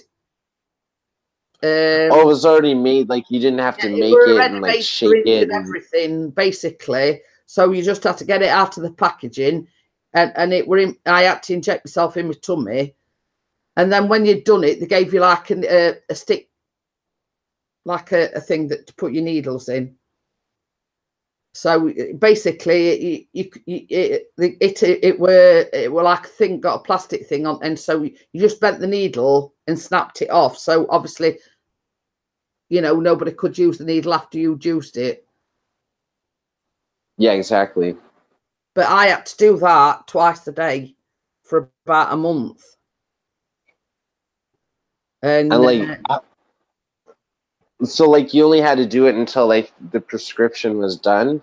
Well, same as I say, when I left the hospital after my surgery, they gave me, like, a month's supply. Okay, yeah. And then once that's done, like, you didn't have to do it. Once that were done, you know, but because of my size and the nature of the surgery, because it were weight loss surgery, and you're not going to be as active, sort of, just to be cautious. So as I say, I had to have this injection twice a day, but you can't inject yourself anywhere other than in, you know, like the fleshy bit on your stomach. But by the time I'd done our black and blue, I ended up having to give it myself in my thigh because I were black and blue. What about your backside? Do you ever do it in your backside? No. But anyway, when I were doing that, No, I'm just being stupid. But I have had one in my backside before, and it was one of them where they come at you and go, just like a one-time, just like puncture, yeah. It's like, do we need to explain the birds and the bees to you, Margaret? But yeah, same as I say, I was that black and blue because I do bruise easy. By the time I'd finished, halfway through these injections, I saw your Instagram. I was worried about you. I was like, that looked like a really, really bad. No, that were easy peasy. I mean, that were a blood test, first failed attempt. I mean, that bruise is nearly gone. Well, it's almost gone. You can just sort of see the remnants of it. But that's the one where she actually got the blood from, and I had to tell her, But I do. It was really like if you guys haven't seen the picture, it's like kind of like a dark purple. I remember it was like, it was insane when I saw it. Right away, I messaged her. Well, you see, the thing is as well, a few weeks ago, I was walking about and I went, and I got like a bruise from my toenail on my big toe, right from my toenail right down to the joint, a big black bruise. And I thought, I can't remember doing that. Isn't that weird? Yeah, like where do they come from? Yeah, and I thought, well, I can't remember stubbing my toe or anything. You know what I mean? And it was the blackest bruise, but it were on my big toe. So obviously, at some point, I must have stubbed my toe or caught it on something. But I looked down, and I tell you, it was the biggest bruise, right from my toenail right down to my joint. It was that big, but I couldn't for the life of me think where I'd done it. It's like those things. It's like, like when you get hurt and you don't look at it, and then when you finally look at it, you realize how much pain you're actually in. I feel like you must have hit it and assumed like you were okay until like you looked down. As I say, but Callum's exactly the same. My mum was the same. My mum used to have bruises all over and not realise where she'd done them. And like Callum come home the other day and he's like got like bruises peppered all over his arm and says, "Where you done them?" He says, "I don't know." One time I woke up in the middle of the night and I don't know, I don't know what happened, but I stumbled and my tooth went right through my lip. Oh. And I luckily I didn't get any stitches, but I made a video and I put it on YouTube how fat my lip was after. Oh, like, why does this always happen to me? Why? It's one of them things where you've got the biggest fat lip and, you sort of can't drooling when you talk and everything because it makes you... that's got to be one of that's how bad it was. And then you can see the teeth mark from where my lip was. And I'm just like, I don't even know how it happened. I just stumbled, and the next thing I know, I go to like the bathroom. There's blood everywhere on the floor and everything. Jason says, Mick Jagger. Sorry, say that again. Says, I bet you look like Mick Jagger. Yeah. I don't really get it. Maybe I'm just tired of. It means when you bump your lip, and you got to think. Yeah. Mick Jagger's well known for his big lips, isn't he? That is big. Oh yeah. I have somewhat big lips already, so like when you see this, it's like, wow. It's like I could trip over that lip. Like that's how big it was. Hey, Bella. Yeah. How's the injury? It says, take no notice, he's had Botox. Yep, that's right. Did you want to come up, Bella, or are you? I'll send you an invite anyway. I like messing with Bella. Or Steve Tyler from Aerosmith. Yeah, exactly. I was just telling him about the big bruise I had on my foot, and I couldn't for life on me think where I'd done it. Yeah, I heard. I've done that so many times, but see, I'm famous for walking into the corner of a table or, you go to walk around the couch, and of course, I always catch the corner of it. I'm saying I'm always bumping myself, and then I can't. I get this big bruise cut, and then I can't for life on me think where I've done it. Hello, Bella. Hi, darling. How are you? Hey, Bella. Hi, Steve. How's Baz this morning? Nikki's a bull in a china shop. You just can't bring her into a china shop. She'll knock everything over. He's, I'm the same way. much the same. I'll message you about you later. Yeah, okay. Yeah. Well, I hope he's feeling better soon. Yeah, me too. Yeah, he'll be okay. He'll be okay. Have you gone blonder? Me? Vicky? Yeah. No, it's the way I put my hair up this morning. I was half Oh. Yeah, it does look blonder. You're right. Blonde, yeah. Yeah, there you go. I do that with my hair too, exactly the same ponytail and straight over my head. Yeah, I just don't care right now. I only have two looks. I have the spiky hair look or the shaped look. Those are the only two I get to work with. Yeah. What, you mean you don't put your hair in a ponytail and straight over your head, Steve? I would if I could. I don't know if I would rock the man bun, but if I had the means, I would. That would take me a long time to grow.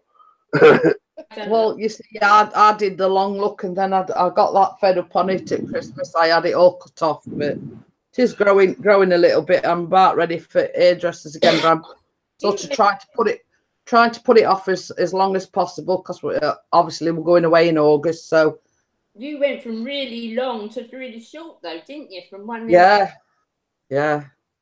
So as I say, I hadn't had it cut in about 10 years. I'd had it sort of ends trimmed and everything. No. But I'd let it grow for about 10 years and never had it cut. But you know what? She looks good with like short hair. There's some girls that like rock the short hair look and they can't do it. And like Jeanette rocks it for sure. Like it looks great on her. But I got that fed up. I'd go in the bath, sit there and blow dry my hair. Yeah. Put it up in a ponytail, and then I looked like something cat had dragged in. Yeah. So I got fed up on it in end, and I thought, sod it, I'm having it all cut off. I ain't had short hair, you know. Sort of. Sod it. It's an English saying. Yeah. Sod it. No, I know. We were just talking about it. That's why I was just like, yes. She said, sod it.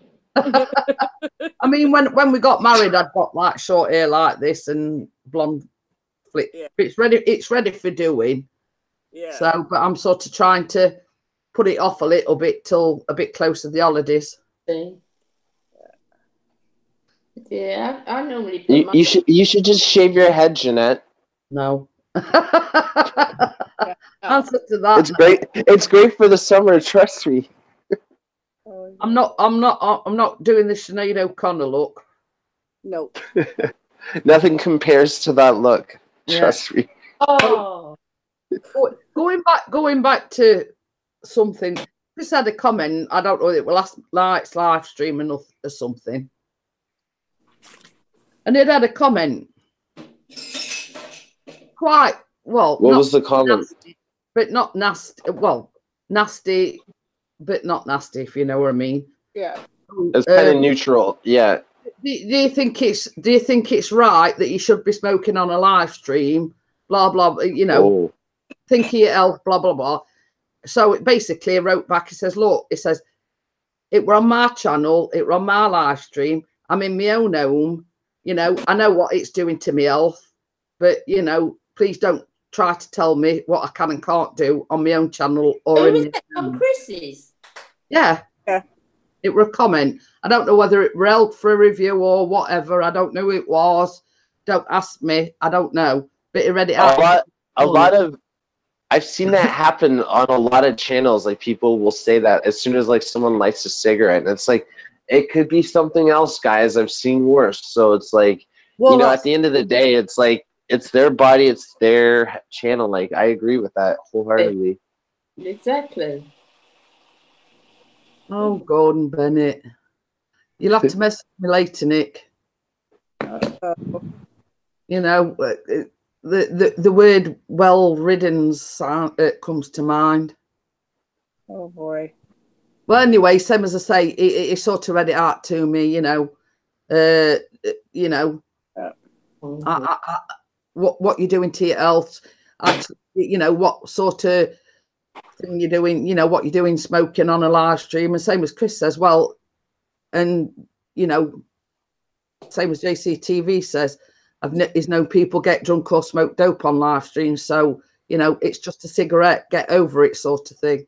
Got nothing to do with it. I've seen even worse than dope. Like, you know, I've been around like the live stream circuit. Like, I've seen the worst, the good, the bad, and the ugly. So well yeah. In those terms, you know, he said, well, look, you came to my live stream, you watched. He says you don't have to. Yeah, you can leave anytime you want. Yeah, that's basically what he put. You know, I'm in my own home. I'm only smoking cigarettes. I know what it's doing to me health. You don't have to lecture me on you know, on the health thing. Oh, you know, I get those. I understand what you're saying and how annoying it is. I get that with my video game choices, my song choices, the type of editing I do, and everything. People always want to try to control the shit at the end of the day, and it's just like, it's my shit. Yeah. Nick says that's not very nice calling him ugly. But yeah, same as he says, you know, he says, I'm in my own home. I know the, you know, the pitfalls of smoking. I'm well aware of it. You know, if that's sort of your opinion, then don't bother watching. Yeah, just like Jason just said, I'm not on YouTube to be a role model. Exactly. I'm not a role model by any means. I'm sort of, but I'm not. Yeah. Like I've said, you know, it works. You know, up until recently, 6 days a week. The only vice, he has a drink one night a week, and that's a Saturday night. Listen, he's a good man. You know, and if we couldn't afford to smoke, we won't do it. Exactly. It's not like he's putting, like, you know, drinks inside of like a sippy cup and going to work. You know what I mean? Like, he's enjoying himself like on a Saturday night. Why do people, if it's your channel, I can never understand this. People will say things about makeup and different things to me and what women should do with makeup. And on my channel, I think, well, if you don't like makeup, don't watch my channel. Just exactly. Yeah. Do you know what I mean? People have to make comments, and it's just even the same with the telly, you know. Did you see that last night? It was disgusting. Well, why didn't you touch to the other side? Change the channel. So disgusting. Turn it off. Bella, I still can't get over the fact someone like was complaining about your birds in your video. Like, that still makes me laugh. Yeah, really. And you know what's funny? I watched that video. It's just maybe the first 3 to 10 seconds, like, you hear birds like intensely, and then it stops. So it's like you could tell she only watched like the first 10 seconds. Well, I mean, you know, other than getting a gun and shooting them, I mean, what can you do? Outside, you know what I mean? Bye, birds.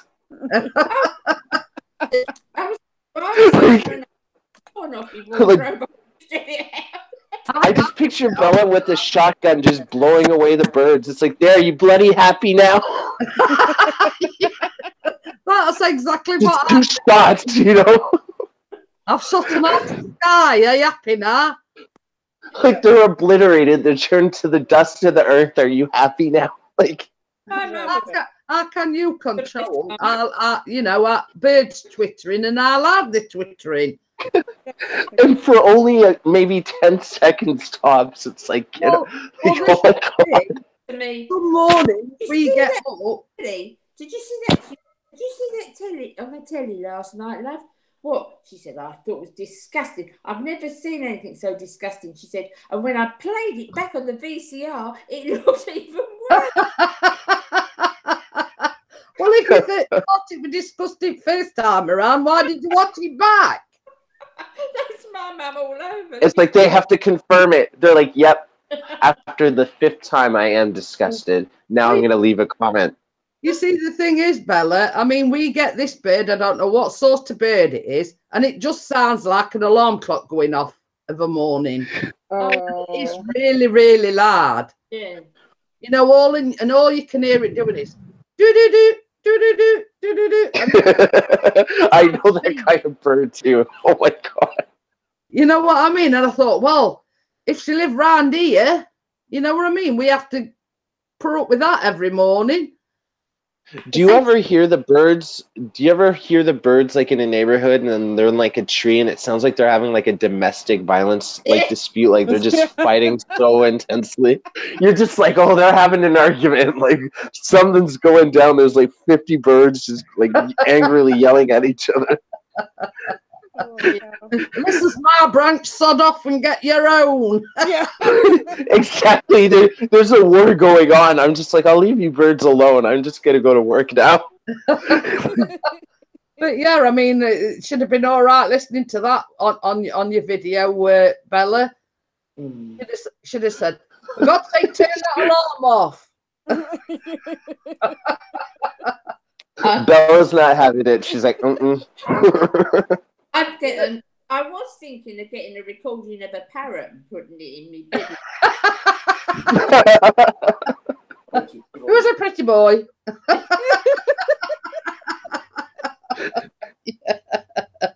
You ought to do that. You ought to do that, Bella. You'll have to, definitely do that. Definitely do that. yeah, you'll have to ask Barry to get you a recording or a parrot or shouting. It was a pretty boy then. It was a pretty boy. You'd probably get somebody saying, for God's sake, shut that bloody parrot up. I don't get a lot of negative, not a lot of negative comments. No, me either. Yeah, but I mean, that were completely ridiculous, that one there. Yeah. Completely ridiculous. I get a few, you know, don't you think at your age you should know better than all this makeup? And occasionally I get that. Oh.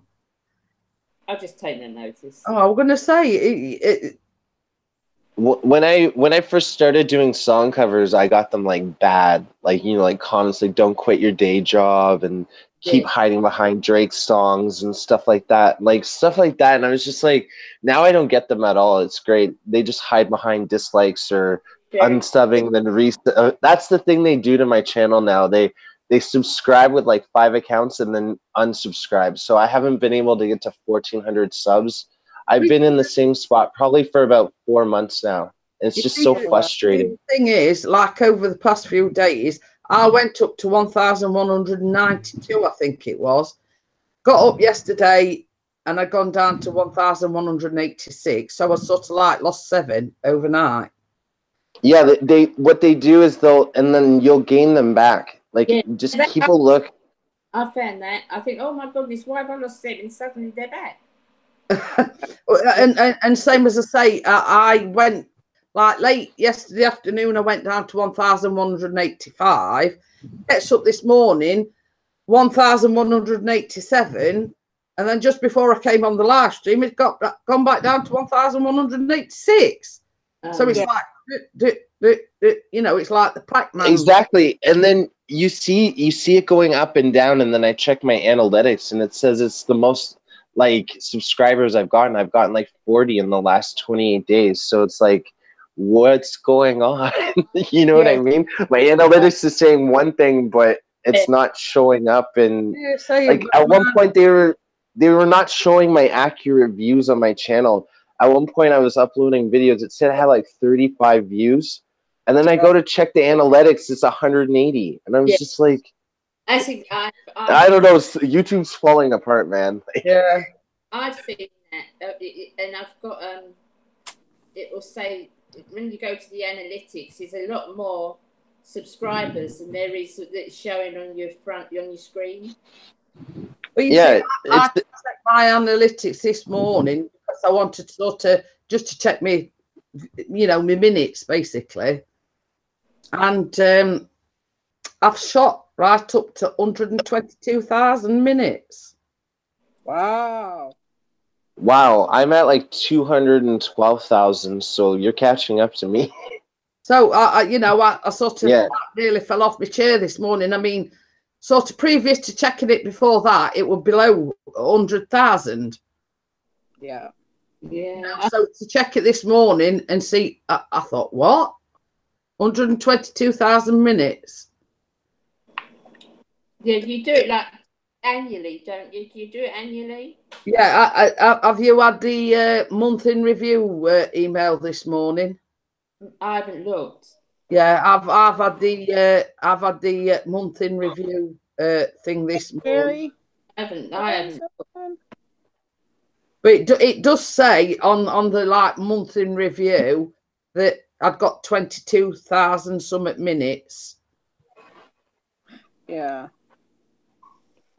I know if I live stream more, I could get there. I'm at 3,687 watch time hours.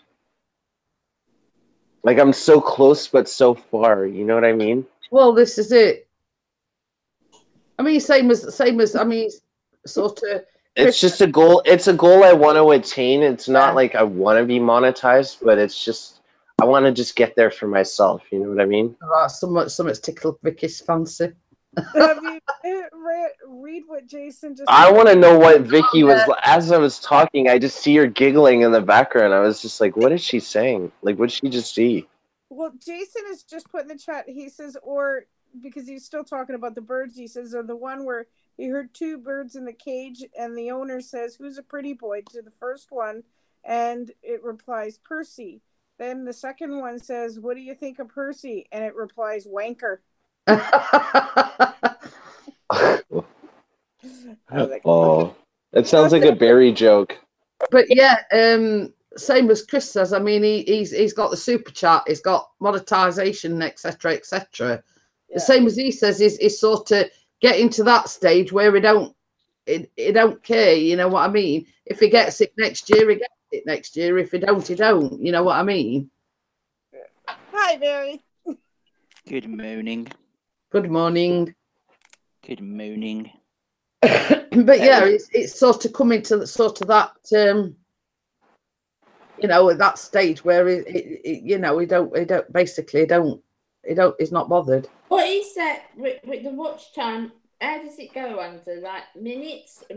It's supposedly 4,000 watch hours, but that converted. That's the key word, supposedly. Yeah.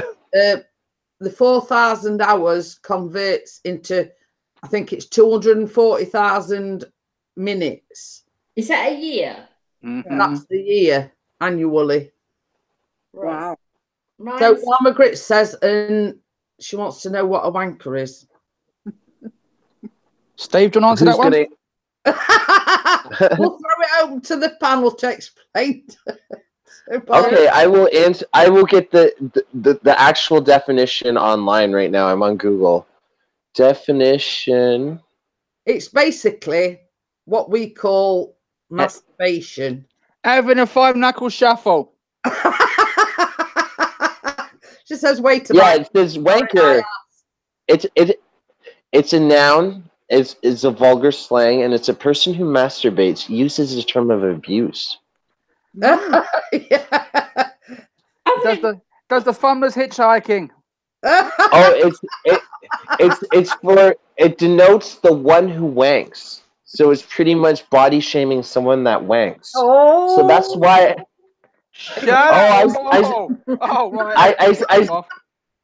I see what you did there, vlog, and I own that. I own that. Equinox is a West Ham supporter. Yeah. Fair enough. This is totally confusing me, this bleeding analytics. I'll get confused a bit better. Don't worry about it. I'll just go, whatever. As long as you put your videos out and you don't worry about money, as long as you can't do anything until you hit the 1,000 subs anyway. But once you got done, you go, is it really worth it? Because you can't really make any decent money until you get like to the 10,000, 20,000, 30,000 subs, and they're watching you get 1,000 views every video you put out. And you might make a little bit of money. So it's not really worth it. I mean, like, same as I've said, Chris has got the super chat.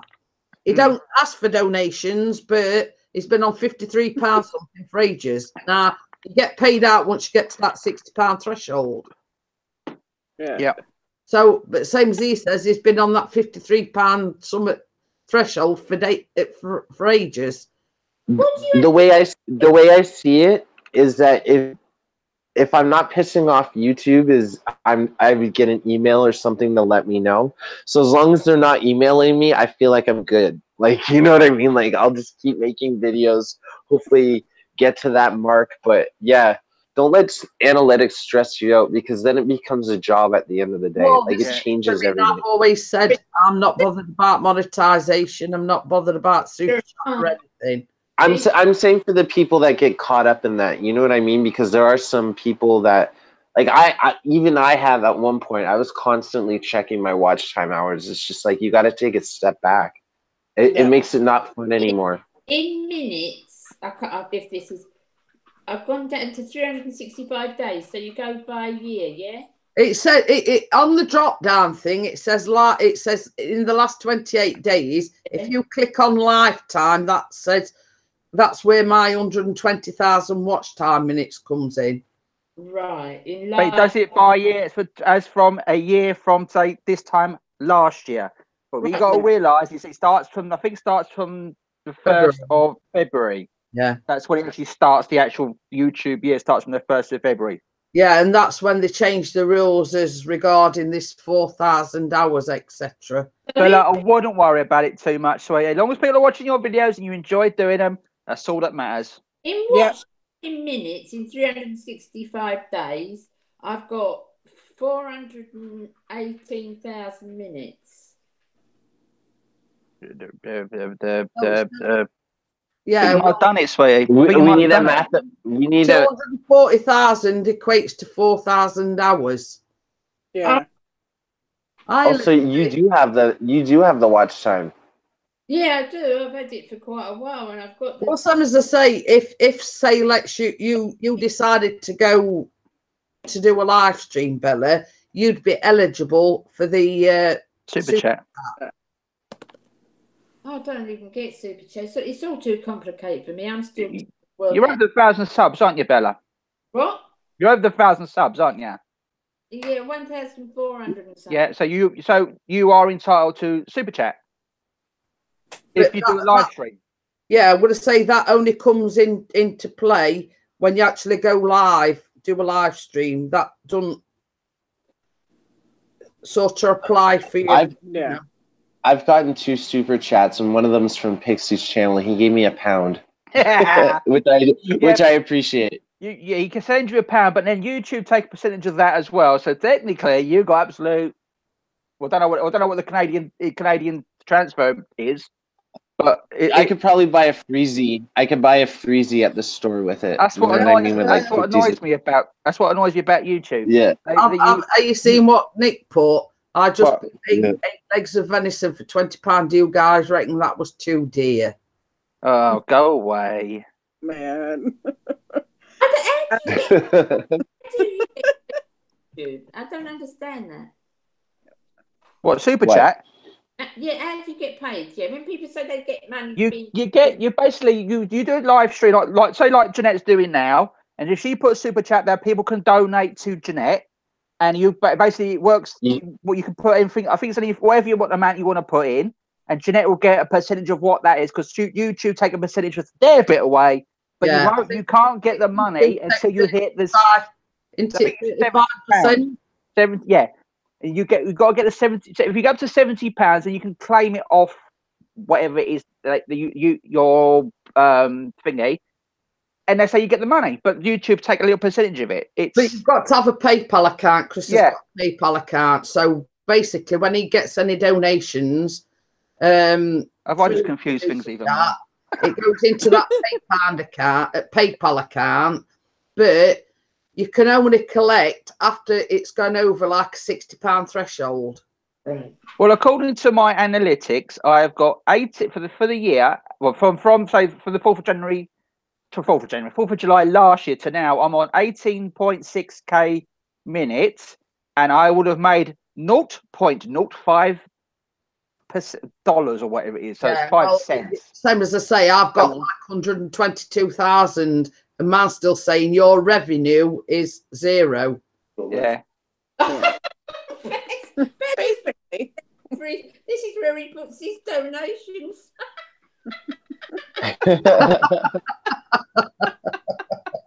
I can't believe you have potatoes called mash or smash. That's it. Yeah, smash, but yeah, well, for mash, get smash. And he's put an hole in the top where he puts his coppers in. Is that basic, is it? Well, I've got at least I've got a proper one, Bella. I've got a proper money tin, but there's nothing in it. Well, I've got a money thing. There is things in mine, Jeanette, and it's called cobwebs. But you know what? Saving like money like that, putting like change in a jar like that, that really like adds up. Like I remember it really helped me at one point when I needed money. Like I had like probably like $100 saved in like toonies and loonies and stuff like that. So yeah, it really does. Yeah. Jason says, "Is that a swear jar? If we'd have got a swear jar, it'd have been full last night." Yeah. Here's ours. Best this is a swear jar.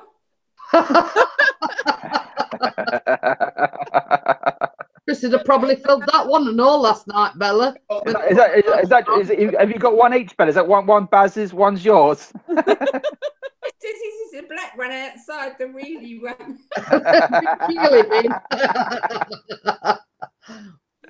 You would have filled it last night when England were playing. Oh, don't. Chris says to us, he says, "Well, if I'd have got a swear jar, I'd have probably filled it twice over." Yeah. I was calling them all everything under the sun last night. I think even my neighbours were going, "What the heck's going on up there?" I mean, it weren't just the players, wasn't it? No. When I get angry or upset, that's when the swear jar needs to come out. But like, you know, like just in casual conversation, I'm not dropping F-bombs and stuff like that. You know what I mean? Well, I do. You would have been last night if you'd have been watching England Colombia match. As Bella knows, it's the Cockney way. We put every swear word in it. It doesn't matter. Song lyrics don't count. Song lyrics don't count. Yes. You know, they were right dirty, honestly, Steve. Dirty don't cover it, basically. Oh wow. There you go. We were through. That's what it matters. We at one point we thought they were having a wrestling match. It's one of the Colombians like did him a slam dunk on pitch. I was waiting for the submission hold. Yeah, exactly. You know, I mean, sort of that sounds intense. What they resorted to in the end, it were like they were doing a wrestling move on him. What they resorted to the engine is called cheating. Slightly. Yeah. What got me angry and all, I mean, and I don't sort of get too engrossed in the football. As Raheem Sterling was going off, this coach sort of went, as Raheem Sterling went past him, he went. Yeah, but did you see the second half? They actually showed, the referee had a go. Well, the fourth official had the word, and the bloke was going, what? And as he walked away, you could see him, a big smile on his face. You knew exactly what you'd done. And sort of, I think it was the linesman sort of actually witnessed it, because you see, this is what amazes me. They were doing it right in front of ref. Yeah. You know, they got no morals whatsoever. And when he did that to Raheem Sterling, this linesman went up to him and it was going. It basically was sort of blaming Raheem Sterling, and this linesman went, "I saw you, Steve." Yeah. You know about smash. You know about smash. Smash. You know you ain't got you say about potatoes called smash. Yeah, let's see. Yeah. Is the advert? Yeah, the little thing.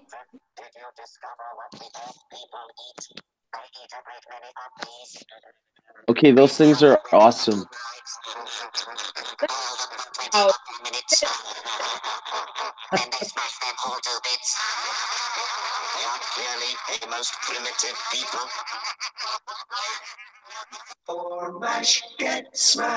That just sounds like Barry's laugh, doesn't it? Yeah. And Equinox has said bad. That was an epic commercial. I thoroughly enjoyed that. Like, we don't get that in Canada. Said, bad news for our druggies, though. The price of coke will go up now we've knocked them out. Yeah. Okay, I've got another question. I don't get this. What does real-time views mean? Times that real time is basically after they started their I think it's when they work it out per sec, because it was like when you do the live stream you get so many views, but after a few days it works it all out for yourself, and it gets complicated. It's as well in the corner it says average watch time, and mine's like 9 minutes. So basically people are only watching 9 minutes, if you know what I mean. Well, if you go into your analytics, you can actually look at, especially if you do it on a laptop, you can go actually and see where someone has commented, and you can see for how long they've actually watched the video. Yeah. You know, they're commenting about this part of the video, and it's like, or the ones especially that say great video, right? And then you look at it. Oh, I have something to say about that when you're done. Yeah, and they watch 5 seconds of it. Oh, I think your video was great. Please sub to me. And you watch 5 seconds of a video. Yeah, and Jason says was waiting for Stone Cold to turn up. I made a Q&A, and people didn't even ask me questions. Like, you didn't even have to watch the video. It says Q&A, ask away. And then, like, they say great video. I'm just like, come check out my channel. I'm like, are you serious, bro? And like, you really get to see who watches and who doesn't. I'll put my question in. I haven't done that yet. I have. I've done it. I get cheeky. I get cheeky with them. Like, if you actually watched, you would know. Like, you know what I mean? Like, I say that in the comments. I got one on one of mine the other day. He goes, "Oh, big hello from me. Say, can you say hello back?" So I went in the comments, "Hello." Thank you for saying no. Can you come and watch my channel? Put you in the spot. You know what aggravates me?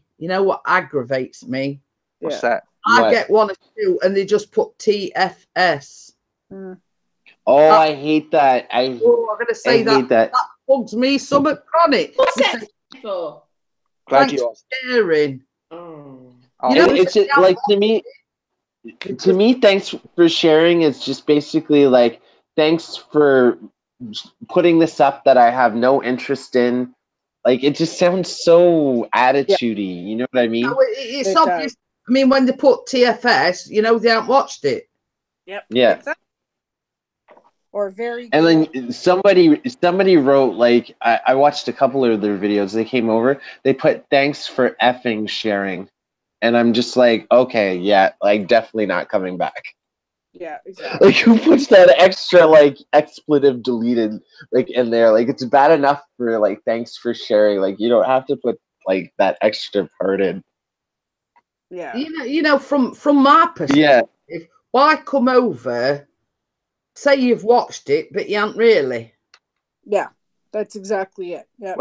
And I hate that, because you take the time to watch their video. Like, I try to watch completely, you know, like, the whole thing, like, the majority of it, and, like, I'll put in things that I like, that I didn't like, etc. And then you'll get that same person come over and just say great vid, and you're just like, did you really watch? Bama's Grits is put in there. Well, if they ask me, afraid to ask the questions, and Equinox has put, my analytics is crap. 109 minutes watch time. Well, if you did more videos, you wouldn't have to worry about it, would you, Nick?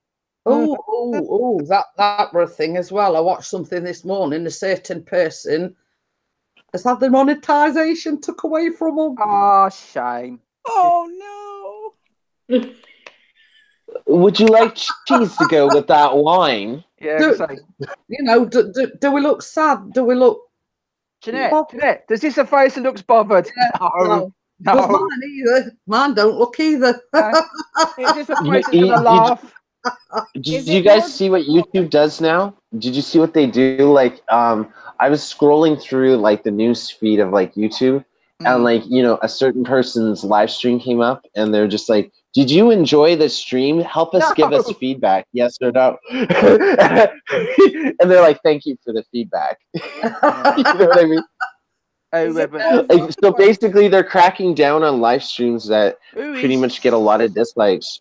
Basically, that made my day this morning. is JCTV that one of Adam's friends, isn't it? Yes. Yeah, he was saying about he thanks for sharing. Yeah, I do that as well, mate. I say if I hope somebody watches it, they put a comment, as you all know, thank you for watching. I put a comment in, and I thought, thank you for watching. Or if I watch someone, I said, what about their comment? Thanks for sharing. Hey, Kate's in the house, and JCTV said yes, he is. Yeah, I thought him. Yeah, poor thing. I'm grounded at the moment. Oh, Ooh. what you done wrong? You've been sent to your room. Go to your room. You're grounded. Yes. Yeah. It was. No, nowadays that's not a punishment. That's not a punishment nowadays. Like kids have everything in their rooms. It shall not be named. But yes, that made my day when I Steve, this is going back a few years. When I was younger, I did bad. I had the Commodore 64. So what did my mum do? She sent me to my room so I couldn't play it, and she took the plug off the computer and the TV, so I couldn't play it. JCTV says my dad. Yeah. My dad did the same thing, but he was really bad at hiding like my Super Nintendo and my PlayStation. So like when he would like work from like 9 till like 9 o'clock at night, like I would pretty much like hook it up and play it and then like put it back when he was done. I was very like Kate, or are you still not well? Or Kate, come on, Kate. Kate, do you want me to come rub Vic on your chest for you? Feel better, Kate. I can make you feel better, Kate. Oh my. Yeah. Come and rub.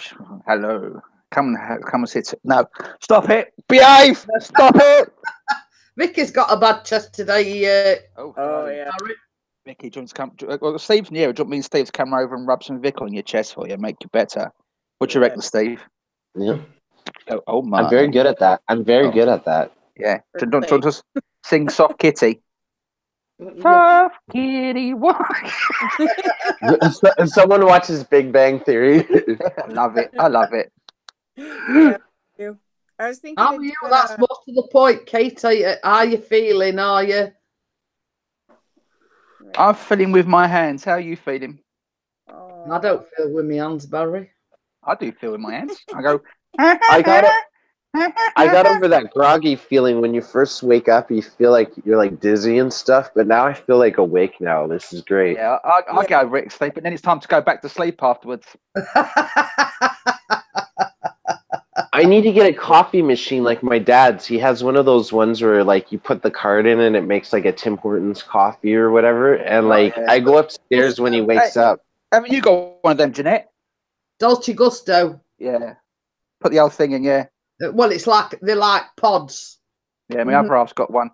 Yeah, you get like a white one, which is like the powdered milk bit, and that froths all your milk up, and then we just have lattes or cappuccinos. Yeah, I just go to the 3rd floor of my apartment building and I go and see my dad, but he doesn't wake up until like 9 o'clock, 10 o'clock. So are you like one of these people outside at 9 o'clock? You're knocking on the door with your cup in your hand, saying, "Hurry up, open up!" Yeah, I need coffee. Oh, I've noticed how much coffee makes a difference in the morning because like I'll go and live stream. I'm like so full of energy. I'm like yes, So I'm becoming a coffee drinker. We know what Crimson will be expecting first thing in the morning when he's staying here. Yeah. Oh, I want some frothy, like nice patented Starbucks pipes. Good morning. Hello. Hi. Hey, Kate. Hello, Kate. Good morning. Hello, Kate. Hey, karaoke, Ken. How are you, Kate? I'm doing good. I'm roasting. This weather is just She looks like one of those music videos where it's just the lips like talking like in the background, like one of those old schools. Oh my god! You're saying about Nick said he had a Commodore 64. My poor friend had a VIC 20. Oh yeah. And I also had the Amstrad 464 with the coloured screen. And my mate had the 464 bit, could only afford the green screen, so that's how far back we're going for computers. I didn't know you played video games. I thought only your brother did. I used to, mate. Used to years ago. Yeah, well, in Barry's day, they were Atari. Well, Marsh, funny enough, I didn't have Atari. My dad had the Atari. Playing pong. Hey. Chris was on about it the other day, and he says, I can remember Atari and Nintendo 64s. Playing Space Invaders. I used to play a lot when I was a kid, but you know, now as a YouTuber, it's like I've been embracing video games a lot more. Like that's why I only know like old school video games. But yeah, YouTube's really made me like love video games again. I'm just gonna have to go a minute to unlock the door because I've just seen Lock the door. Lock the door. Don't let him in. Oh, that 5-minute lunch break. Oh my! Tell you what, Steve. I've still got my Android 464 around my nan's house. That's the original one. Oh my God. The 464 in the coloured screen with the old tape deck. Press record, and we hear is when it's loading. You hear wee, like the old modems. See, they don't make them like they used to. No. BBC Acorn, yeah. Funny enough, my school had a few of them, and they thought they were all up to date when I was at school. They had the BBC Acorn. Let's do a computer program. Oh, you've made the line move. Well done. Congratulations. So, Kate, what have you been up to? Just doing mum stuff. I've been like putting out, I call it mum stuff. It's not even mum stuff. Anyone can do it. But like putting like just doing the housework and boring stuff. I'm a big bore bag. That's why having a vlogging channel and not vlogging is not great. It's like, yeah, what did you do today? I washed my pants. I did. I want to see you wash your pants. I want to. There's a demographic for that. I would want to watch it. Steve, you've got to say, how dirty were your pants? see, Barry knows. Barry knows. Dirty knickers. There's a demographic for that. I'm just going to leave it at that. What you need to do, Kate, is put a live feed of them fluttering on the washing line and see how many hits you get. I'm going to say it can go viral if you put a video of your knickers flop. What do you call them? Time lapse? Yeah, time lapse. It's like when I found Midnight Raven's underwear. How come you've got on the subject of knickers? Oh, because I was because I'm here. I'd asked what I'd done today, and I was like, "So yeah, I just washed my knickers." So yeah. Dirty they were. Oh, I'm going to say, are the subject changed when you go away for like 2 seconds? I don't. See, Jeanette doesn't have that problem because she doesn't wear any, so she doesn't have that problem, do you, Jeanette? She's like, don't knock it till you try it. She's like, don't knock it till you try it. Oh, this is it. Sorry about my phone vibrating. I don't know. That's not your phone, is it? There's a phone call coming in, but if I go on it, it knocks this off, and I'm having fun. So. Oh yeah, it's insurance. Hey, on a summer day with shorts. Remind me, I've got to bump Chris off. Jeanette, you got to bump Chris off. Yeah, I reminded you. I don't mean there's bump. I mean, you know. Can I just say one thing? I've got to apologize. That can totally get taken out of context. Basically, the company that he works I'm gonna bump off, yeah. The company that he works for have him insured, basically. So if he dies, I get the money. So it's gone up from 46 to 48,000. Quick, let's bump him off. We're all like, ooh. Help me have a car. We help you. Just Run, Pixie! Run! Chris, run! Run! Push him down from the stairs. I feel like Jeanette would smother him with a pillow or push him down the stairs. That's his way of going. You know. No. I think it'll be lemon drizzle. Yeah. Chris, all I can say is watch out for Birmingham. If you see a red flash on you, lemon drizzle. That's right, Barry. I see the user You see a red dot on you, Chris, start running in Birmingham. That's all I'm saying. TV user says, don't you dare poison our Pixie. And Nick says, He's he like, saw what? it vibrating Kate. Yeah, what I said. JCTV says, run, Forrest, run. Oh my God, that's hilarious. Run, Forrest, run. And I just like That's a to, I good just one. forgot. I just like to apologise for my rudeness because I keep forgetting that Bella's with us. I'm sorry, Bella. I don't mean to be rude. I apologise too. I thought it was just me. I got shouted at yesterday. I feel like we've gotten used to Bella being here, and like we're getting more and more relaxed. Like, Yeah. Not enchanted before. True. I know. Like I know she has, but it's like a form of respect. It's the same whenever Mrs. P at the start we were all like that with you too. It was like, oh, Mrs. P, and then now it's like dirty knickers. Oh my. hey, you guys thought it was bad before you guys came around. Oh, so before you guys came around, it was just me, right? Like Keith, Gail, Vlog from the Bogs. So it was just like there's like one time I dropped an F-bomb on like Gail's live stream. She got so angry. Do you remember that? You know what I was saying? No, like I have to do the impression. Crimson, we do not say the F-bomb on daytime television before tea time. Hey. And I didn't say it in an angry way. It was just kind of like It sort of slipped off the tongue. Sarah, it slipped up. do you know whenever you grow up, I'm going to literally sell you on Amazon. Move. Talk of the devil and she's sure to appear. Steve, you remember when ages ago when we used to do the live stream with Gail, and it was just me, you, Keith, Barry, and there was a few others, but some of them have pulled out now. Like Thorn Draven. Yeah, what are they doing? Thorn's still around. He still pops it every so often. I think he's more on Instagram now. He does more photography on Instagram now. He does it more that side, but he does pop in every so often. Yeah, I follow him on Instagram. 1090 Brewing says, hello everyone, only have a minute while on vacation with the family, but wanted to say happy 4th of July. We don't celebrate the 4th of July here. But happy 4th of July.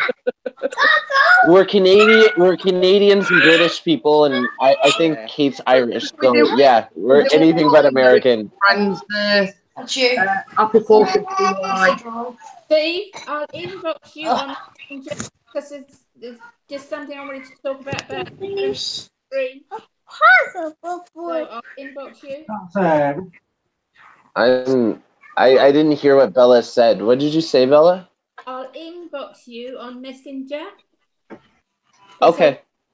Just something I wanted to talk to you about it. Oh yeah. Oh yeah. Oh my. Oh my. Oh my. God's sake.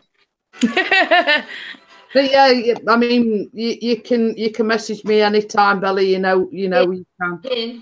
It's what more or less what we were talking about yesterday, Jeanette. Yeah. I kind of have an idea because Jeanette's never mind. It will like Vicky messaged me as well because she's sort of been going through certain things. So are you turning into the agony aunt now, Jeanette? Yeah.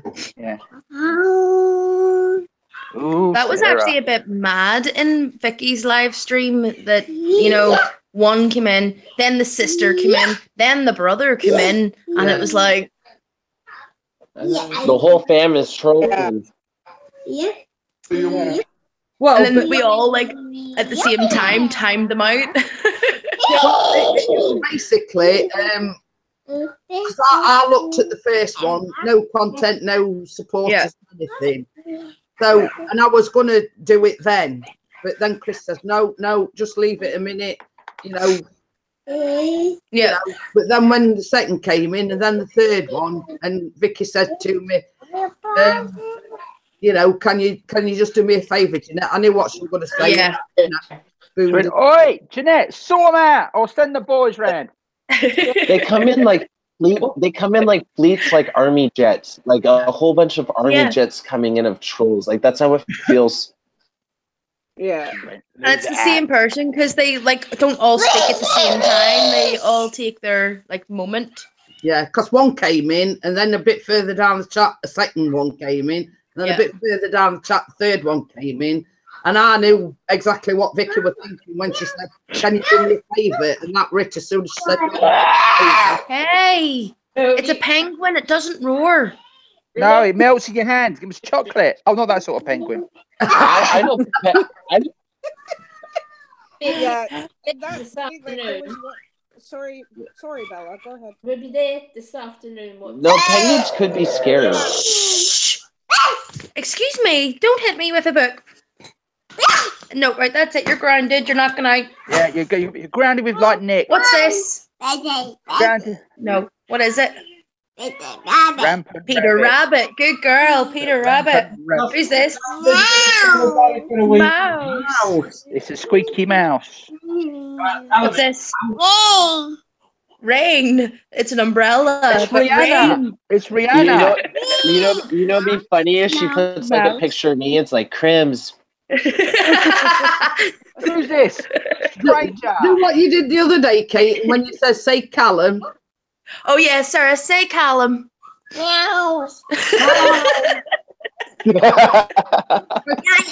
every time she says, "Say Callum." Say Sarah. Callum. Sarah. Sarah. Like, Sarah. Can you say Sarah? Say Sarah. Sarah. Say Steve.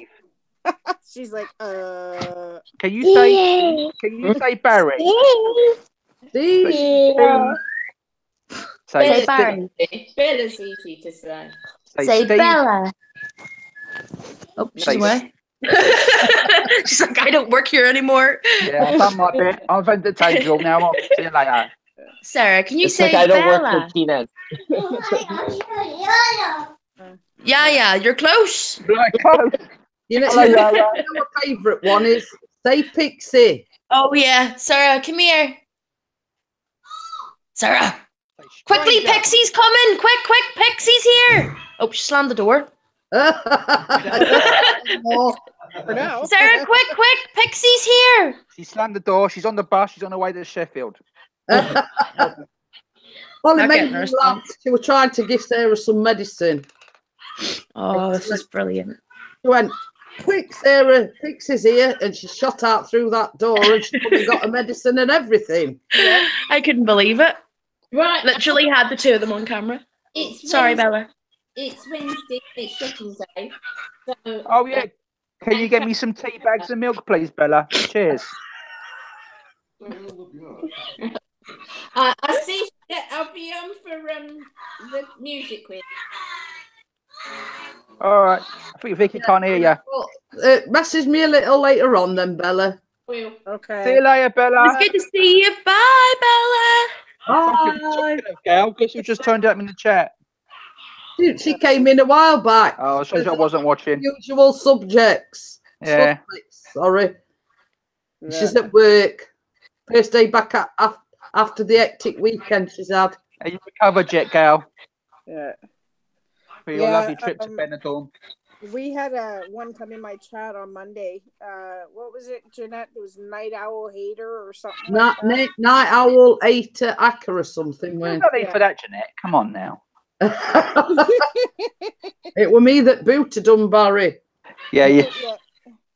Her finger was on rapid fire that night. I tell you, it's about 5 or 6 people come in like that. And the thing was, I just kind of went, when I saw the family members, I'm like, Jeanette, why don't you do me a favor? Like, that's right. And all of a sudden you see bing, bing, bing, they're gone. Well, you know what Jeanette's nickname is, don't you? It's Grease Lightning. She's in there. Before she'd even finished the sentence, I knew what she were going to say, and she said, "Can you do me a favour?" And that boom, boom, boom, gone. Yeah. See you later, Nick. Okay then. Bye, Nick. Don't be Bye, grounded Nick. too much. Make sure you behave yourself and don't be grounded. Do your time. You'll be out on good behaviour. But I sort of, same as I say, when the first one came in, I were a bit suspicious then.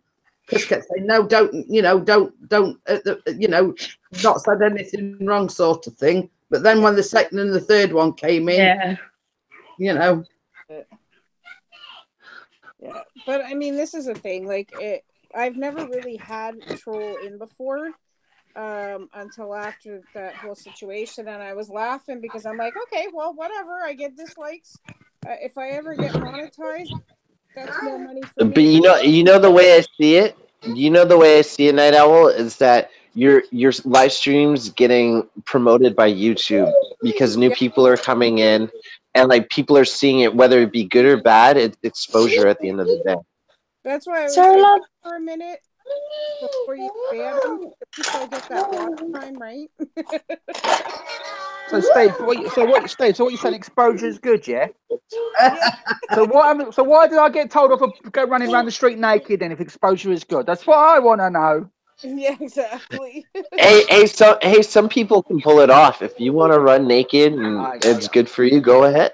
I tried to run. I respect the grind at the end of the day. Like, however, as long as you're doing it in a good, legit way and you're not hurting people, you know what I mean? That's why I follow all types of channels. Can I just say something phenomenal? If you've got something to say it. Yeah. As I say, so I was running around. The problem is I was making a third trail. I was digging the dirt in the sand, if you know what I mean, Steve. Why? What did you say? Like, I didn't see the chat. If I disappear off the screen, it's just because I'm going to look at the chat. Yes, yeah. Mm. Okay, Kate. Oh my. I didn't say anything. You just put what? Yeah. A bit earlier on, it just put like 3 dots. All right. Yeah. How's the weather? Blinking hot, mate. It's blinking hot and it's muggy, but it's not too bad. Yeah. I don't like it. Hey, Sarah. Come here. Sarah. Take your duty out a wee minute. Say, Pixie. Oh, it's down to 20 here today. Yeah, give Pixie a kiss. Mwah. Mwah. Do I get one, Sarah? Does Barry get a kiss? Yeah. Say, Pixie. The weather is in Egypt is so hot. All right, well. Bye, JCTV. See you later, mate. Jason. Can you say have net? a good day. Yay! Yeah. Can you say Callum? Then say Callum. Excuse me. Listen, love. I didn't give birth to you to pull my laundry off a washroom or off a reel. Hello, pulling laundry off. Hello. So let's go. I like to pull your knickers off the laundry. That's like the time I found Midnight Raven's underwear on her live stream on like the clothesline. I'm like, it was her socks, Steve. No, she said there was underwear there too. Yeah, she said the further down there's my knickers there. Alrighty then. Yeah. We just went. Trust Steve. Karaoke Ken says it's 102. Oh, stop that for a game of soldiers. Yeah, in Minnesota. You can keep it. We don't want it. Yeah, we're going to say we warm here, but 102. Oh, blimey. See, it's hot. It's hot everywhere, but in here it sounds like Mission Control with all the sounds and the air conditionings. But I'm cool and comfy. Like, I have 2 fans going in air conditioning, so I'm like really nice. We don't have air conditioning. No point having it in the doors and the windows open. No point having it in the UK, really. No, I did. It wasn't installed with the house. I had to get one of those ones where I have to like install it into the window and have it blow out. Yeah. I know what you mean. Have a blow out the window, have you? Again? You're blowing out the window again, Steve? The weatherman's just informed me it's 69.8 degrees. What is it? Centigrade. Well, where I am, it's actually in London. It's 74. If you want to put it in that way. In Fahrenheit, it's 74 or 23 in centigrade, wherever you want to put it. It's Yeah. It's So 20 102, you can keep it. I don't mind the 74. here. Okay, Bar Margaret's got to go. It's been entertaining and very educational. Have a great day. Love you all. Bye, And Bar especially you. See you later. Bye. Bye-bye. Have a good one. Bye-bye. Because I'm going back to Bella the other day. I think it were in Vicky's, and she says something about we got on about as supporters, and I says, "Oh, I'm close to 1.2k," and Bella sort of made a joke, and she says, "Oh, Jeanette's buying as supporters," and I don't have to buy them because everybody loves me. Oi! But the thing is that Psycho. you can get people that you can buy them. You think, well, what's the point of that? Well, that's it. My daughter is a mental case. Bar Margaret says bye, and like a thief in the night, she's poofs. That's meaning here in the UK, isn't it? Not saying a word, Jeanette. What have you done to her, Kate? Is she on a hyper again, Kate? It's not even like a hyper thing. She just literally runs round doing this high pitched but it scares the absolute crap out of you, and you're like, back. Oh. You know. Kate, you know how to calm her down, don't you? I know a perfect person who can come and calm her down for you. His name's Jack, and his last name's Daniels. He can send her to sleep. Be brilliant. Oh, I thought he was about to say his first name's hashtag and his second name's Hello Dave. hello, Dave. No, I wasn't Dave. Well, that's scary enough. Sending him round. Like, imagine like having him babysit your kids at like 2-3 years old and like putting him to bed and stuff. He's like, "Good night, Dave." Hello, Dave. You're my wife now. Oh God. Look, Wife needs to no, it'll scare the crap out of kids. I can see why it's so like not in North America. Like, you know, like North Americans are kind of sensitive that way. Well, we know to send around and go and scare the shit. Scare the thing out of kids. You've got to count to 5 to get that hurry hoop of yours into bed. 1, 2. Send Pennywise round. Send Pennywise the dancing clown round. Oh Jesus. Oh, no. You all float down here. Stephen's seen the county group this morning. Who? Who? The Wendy one. Oh yeah. He says, "Next time we go with the World Cup in Ice, to Sheffield Ice with the trap. They came to the Sheffield Ice with the full trap. It's called." We're all listening to what Chris is saying. So I says, "How they do it with the World event." Is that Pixie? Yeah. Come over for I know his it sounds like he has like a voice distorter or something on, Yeah. like you like in those like horse shows. So next time you get one of those dirty phone calls, you know who's doing it, don't you? Barry. No, it's somebody that he went to school with, and as you know, Chris is a United supporter. Well, he supports the other team. I would have disowned him, Chris, a long time ago. Anyway, he's giving it large, saying something about England and this, that, and other, and he says, He says, "Well, Wendy's are better than us," and I say, "No, they're not." He says, "Yes, we are." I said, "Fortune says otherwise." He says, "It's still crap." And then I said, "Yeah, but that crap that we sell our place for 15 million, you let all your go for free." He don't say no after that. You see, this lad's the type of person who can dish it out, but he can't take it back. Yeah. Yeah. So Chris sort of likes to chastise him and rub him up the wrong way. Does he like it? Does he like being chastised? Does he go, "Oh, I my." seen like a funny meme on Facebook. All right, well, yesterday. And basically it says, "I don't understand why men dress up in like their team's football kits to watch a football match, but we don't dress up as Deirdre from Coronation Street when we watch Coronation Street." You know what I mean? I do. What? Okay, why have you reacted to your video, your message? I knew what you meant because you put gun on there. You meant gums. I know what you meant, mate. He's on about rubbing Jack Daniels on the kid's gums. He put gun instead. But he corrected. Oh, and the gum. God. See, she's not teething. She's got all of her teeth. She just doesn't shut up. And if she doesn't behave herself, she's so knock them all out again. Send the See, boyfriend.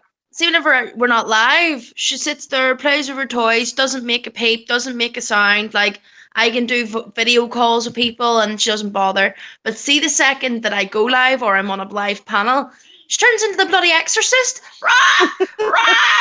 Rah! That's like my dog. My dog is the same way. Like, it just wants my attention and it like barks at me and stuff like that. I'm not comparing your daughter to my dog, but Oh, Barry, Bella got on about. Can you remember that video where she got somebody complaining that the birds were too loud? I says, well, you ought to ask Barry because we got on about you ought to have a parrot squawking in the background. Yeah. I says, you'll have to ask Barry to find a really loud parrot squawking in the background. Yeah, I'll do that. I'll scale the cat. I know a very good loud parrot. Only thing is, he's very paranoid and assumes everybody's talking about him, so there's no point in us, using him. I'm not that paranoid. A paranoid parrot. That's original right there. I want to see this. It's like, you talking about me? He's asking how old Paranoid you are. parrot. Pardon? How old's your daughter? How old is Sarah? Yeah. There's 48. She's 18. No, I'm only joking. She's 2. Going on 20. She's a zygote. She's still a zygote. She's a She's walking, Samara talking from The egg. Ring. She literally is. She's on the terrible 2s. Yeah. Yeah. Definitely. Yeah.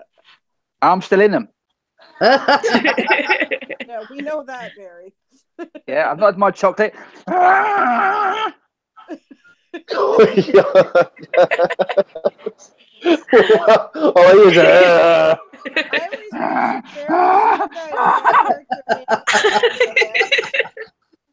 Oh, sorry, just saw my sex face. I need to screen grab Barry doing that face. Like, honestly. You know that movie Over the Hedge? He Yeah. reminds me of Hammy. You know Hammy after he has a little bit of that energy drink? I remember Over the Hedge. Was that about like raccoons eating like human foods in like the neighborhood and they want to like take back the human food in the garbage?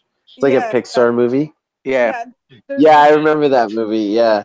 The squirrel, his name is Hammy, and the minute he has an energy drink, he goes absolutely nutty, and it's like he's in normal time, but everybody else is in slow motion. That's what I picture as Barry when he has too much chocolate.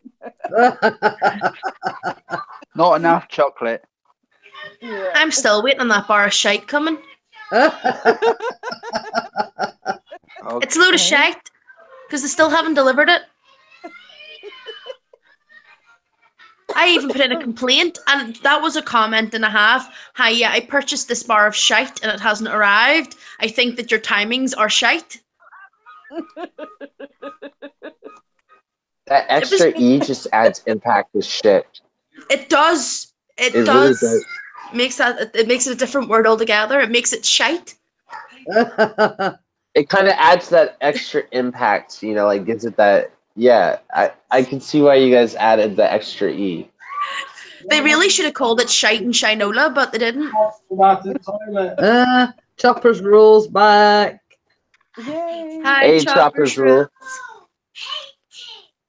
His camper van that he's turning into a room is looking really nice. Like, I saw the video with him, I think, and his son and his dog. Mm-hmm. And yeah, like he's turning the room, like he's turning into a really cool room. Well, I had to laugh the other day when he says I've installed the lights and the plasma TV, and I thought, well, it can't be bad. Yep. Talk about home from Well, home. the dog was comfortable. He was wanting to make out with the son. I even put that in the comments. So, like, when the dog wants to do that, the dog's comfy.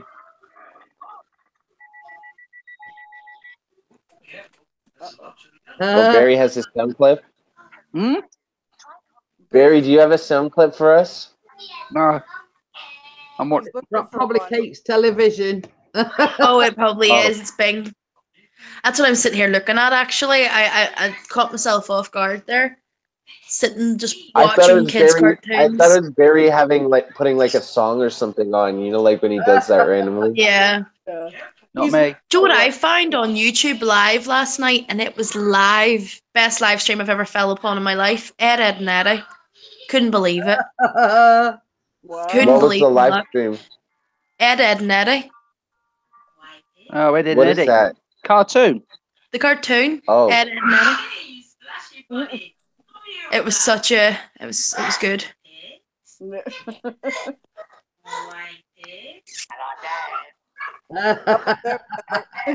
Inevitable. I think you've got the wrong house. Okay, Dave there. No, there's no one called Dave here. Okay. Dave, my wife would like to use your toilet. No, don't worry, Dave. She won't go in the sink. He's bad for you.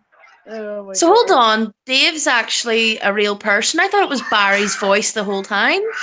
oh.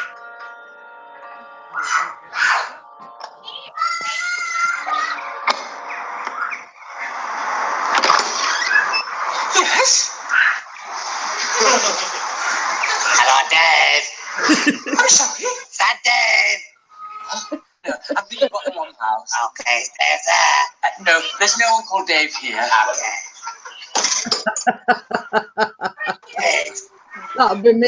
I would like to use your toilet. No. I didn't know Dave was real.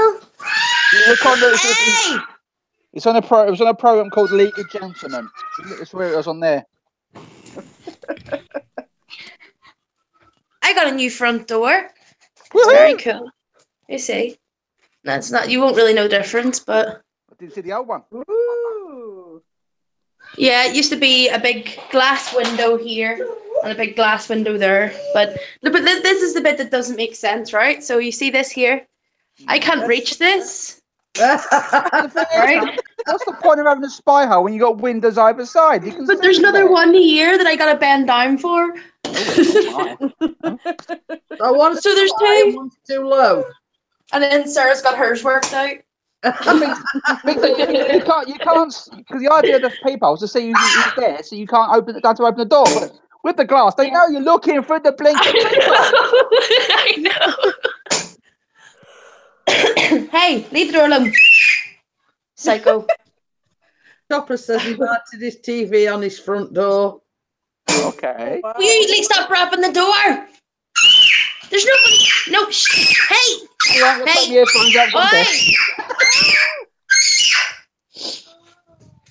I've gone deaf now. Sorry. Do you know what I mean? A fucking fire alarm. I want to put that Stop in a rapping dance the front song. door. I feel like that would be good in a dance song. Sarah, stop knocking Sarah. the door. Stop it. Right, Or you're grounded. we're sending Pixie around to smack your bum. Pixie's coming to smack your bum. Excuse. Stop it. Oh my god, why Pixies of all people? Oh my god. We're going to send Callum and Pixie around to smack your bottom. Threaten her with Callum. Yeah, Callum, come over to smack your Callum's gonna come smack your bum. No. bum. So is Wait. Pixie. Just through something. Say Steve's gonna smack your bum. Pixie's gonna smack your butt. Did you stop it? She's throwing stuff at Pixie's gonna stop it. Pixie's gonna smack your bum. Like seriously, Sarah. Okay, if you actually looked in her head, make sure there's no sixes in there. See, I can't see under those curls, but you know it could come very, very close that she Because her head does. spin around 360. Does your head spin round, Sarah? Yes, please. Okay. No, you can't go in there. Say hello. Say hello. Nobody likes brats. Sarah. I am a prisoner in my own home. Stop it. Right, you're grounded forever. Oh. At least 20. Yeah, till you're at least 20. I'm telling Pixie on you. Pixie's gonna smack your butt. And then he's gonna grind you, and you're not going out ever again. Oh, yeah. You're grounded. Go to your room.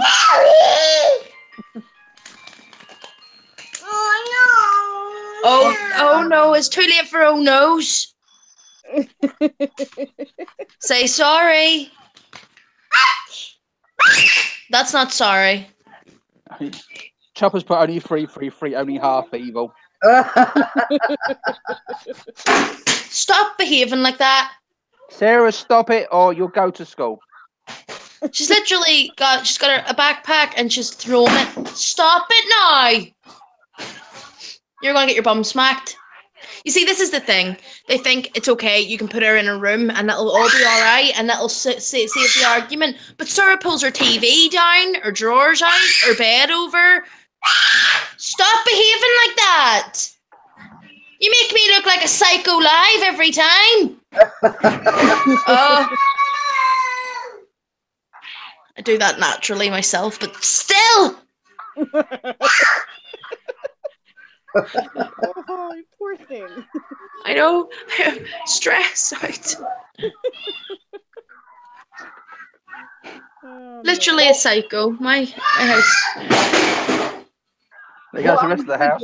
I'm going to end live stream. I've been going on over 3 hours again. Thank you very much for having me on the live. Yeah. Sarah, Welcome. And as soon as I say, Sarah. Sarah. Sarah! Come here! Where are you, Sarah? She's not coming. probably having a sulk now. Yeah, exactly. She's throwing her walker about the place. Oh, dear. Yeah, I've been going on 3 hours, so I think I'm going to shut the live stream down. And I thank everybody for come on, Barry, Vicky, Crimson, Kate. Thank you for having me. Thank you. And Bella that's just left. So I want to thank everybody in the chat as well. And I will see you in the morning as per usual. Okay. Bye. See you later. Bye, everybody. Bye. Bye. Hang on. Bye, everybody. Bye, everybody. Bye, everybody. Bye, everybody.